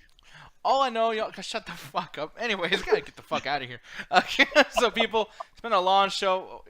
Nah, that shit looks delicious. Actually, what are you drinking? Rum. No, I wish. Oh, okay. But no, people. So on 3, all that bullshit. Y'all know what the fuck to do. Okay, 1, 2, ganja. 3, attack. Attack the Ass. Blade Runner's awesome. I'm sorry, Julian. Enemy no. Oh shit! Wait. Man, back that shit up. We forgot that shit. Yo, anime night. Hold on. We're watching on anime night. Oh, we are watching. Well, actually, it's a tie between Fan Choice and JoJo's Bizarre Adventure. So at this point, we're just fucking going there and see who's around and see who wants to watch what. So it's gonna be a surprise for everyone involved. Same yes. rabbit rules as always, guys. Keep talking to a minimum. I understand if you guys are talking about the anime or the subject about the anime, but don't go too far with it. You guys know the rules. Let's end this bitch now. Wait, Go, hold on. guys, everybody. Let's get the countdown one more time. Wait, no, fuck that. I was gonna talk some shit since Julian was muted. Blade Runner sucks. Pew! No.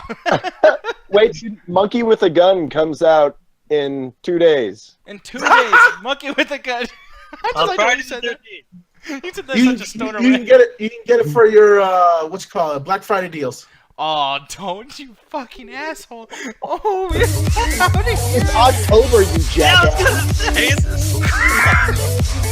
How fucked up is Black this? Friday's in a bus, you dumb motherfucker! I'll smoke a lot of weed, guys. You guys have a good night. Attack the chat. Fuck.